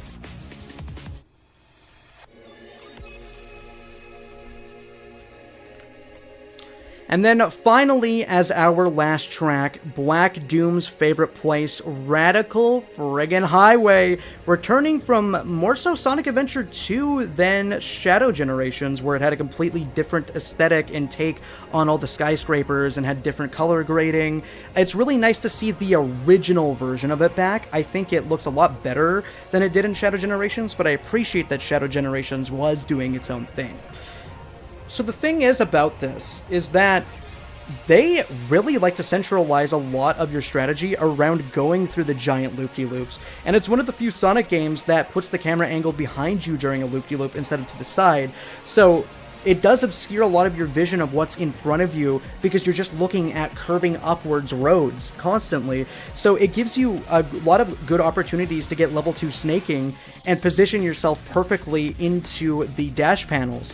And the best way you can do that without hitting a wall is to let go of Accelerate. So it uses pretty much every advanced technique in the game to force you to play good on the loop-de-loop segments. And then when you're off the loop-de-loops, dude, it's nothing but, you know, tricking off of the ramps on the bridge, maybe hitting the side of the bridge with all the dash panels. There's very light segments where you have to hold and turn right for long periods of time. There's a lot of good little micro movements you can do on this level to position yourself better than your opponents, and there's a lot of places where you can think like, oh, I'm going to stand behind on this zone because people are going to spam items, and I'm going to, you know, I'm going to hit them in the front so I can pass them. Like, there's a lot of strategy involved in this level, and it's especially fun in festivals because of that.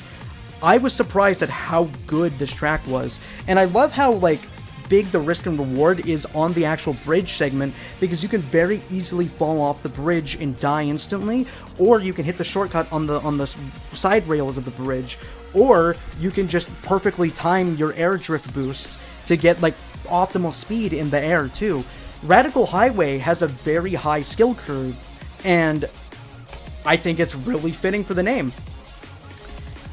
I would probably rank Radical Highway maybe above Galactic Parade on this list. So to recap, I think Pumpkin Mountain... I need a new song. Sure, I'm down for this.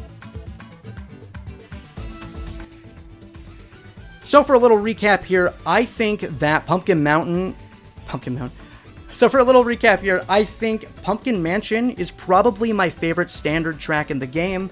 White Cave is my favorite CrossWorld in the game, and I do think that Radical Highway is just behind Kronos Island in terms of quality and like level of fun and strategy and aesthetic. I'm so glad that they did that one right instead of it just being something that I loathe. Now, notice how I didn't put, like, any of these necessarily in the bottom of the worst, because they're all pretty okay.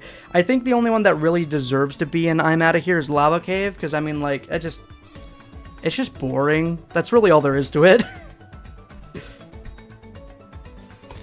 I like how risky and rewarding the shortcuts are. Yeah, and, like, if you have the right gadget setups, like, Radical Highway just, like, tenfold, it just, like... rewards you tenfold if you get the right gadget setups with the right risk and reward shortcuts. It's great. It's phenomenal. I like in SA2 you were being followed by gun robots and seeing explosions in the whole stage. In Shadow Gens you see some gun robots, but they aren't being piloted by anyone, and the time distortions make it clear you're very far from home. Yeah, absolutely. I'm glad that you brought that up, actually, though, because I'm glad that they brought back the gun mechs as regular enemies, not just in Shadow Generations, but both in Metal Harbor and in Radical Highway. It's so cool seeing such a wide variety of enemies. Like, seeing the gun mechs next to Jet is crazy, because I never would have expected them to ever be in the same location. It's so neat to me. They really nailed it here.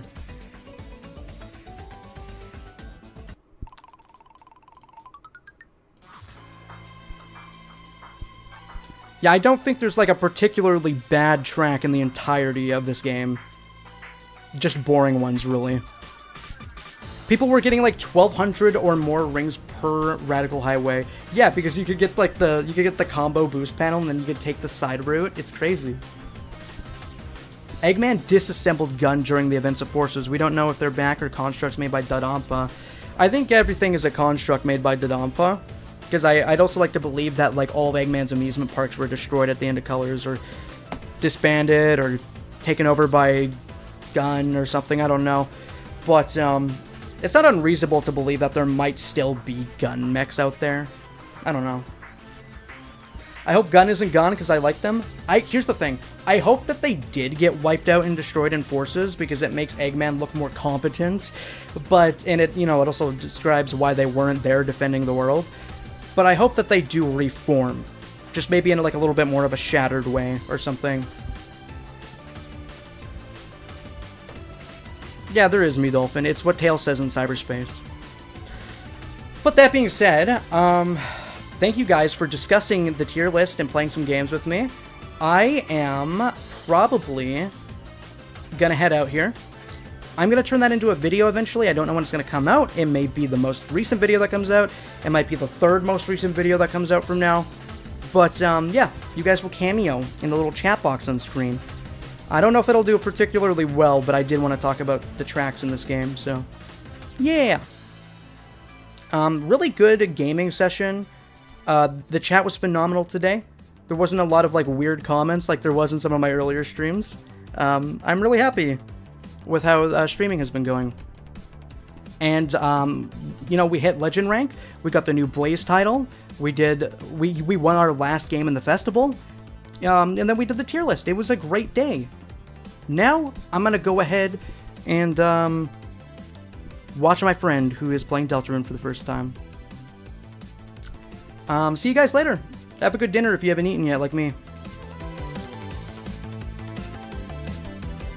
Thanks for sticking by me, Dolphin, Lucy, Swift, Validas, Two-Tailed Gamer, Shedvin Fan, Braxton. Braxton coming in from Twitter is still crazy. What are the odds? Trey the William, Sub as well. I feel very blessed, Pains. Very nice seeing so many different people that all want to watch me and hang out.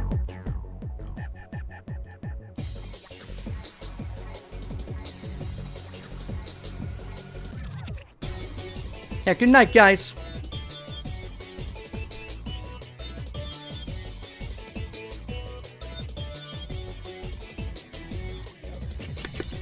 Oh, really, Valitas? That is awesome. That makes me feel like I'm a good streamer when people say stuff like that.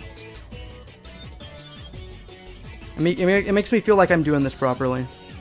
Because I know that I watched a lot of people years and years ago where I did that too.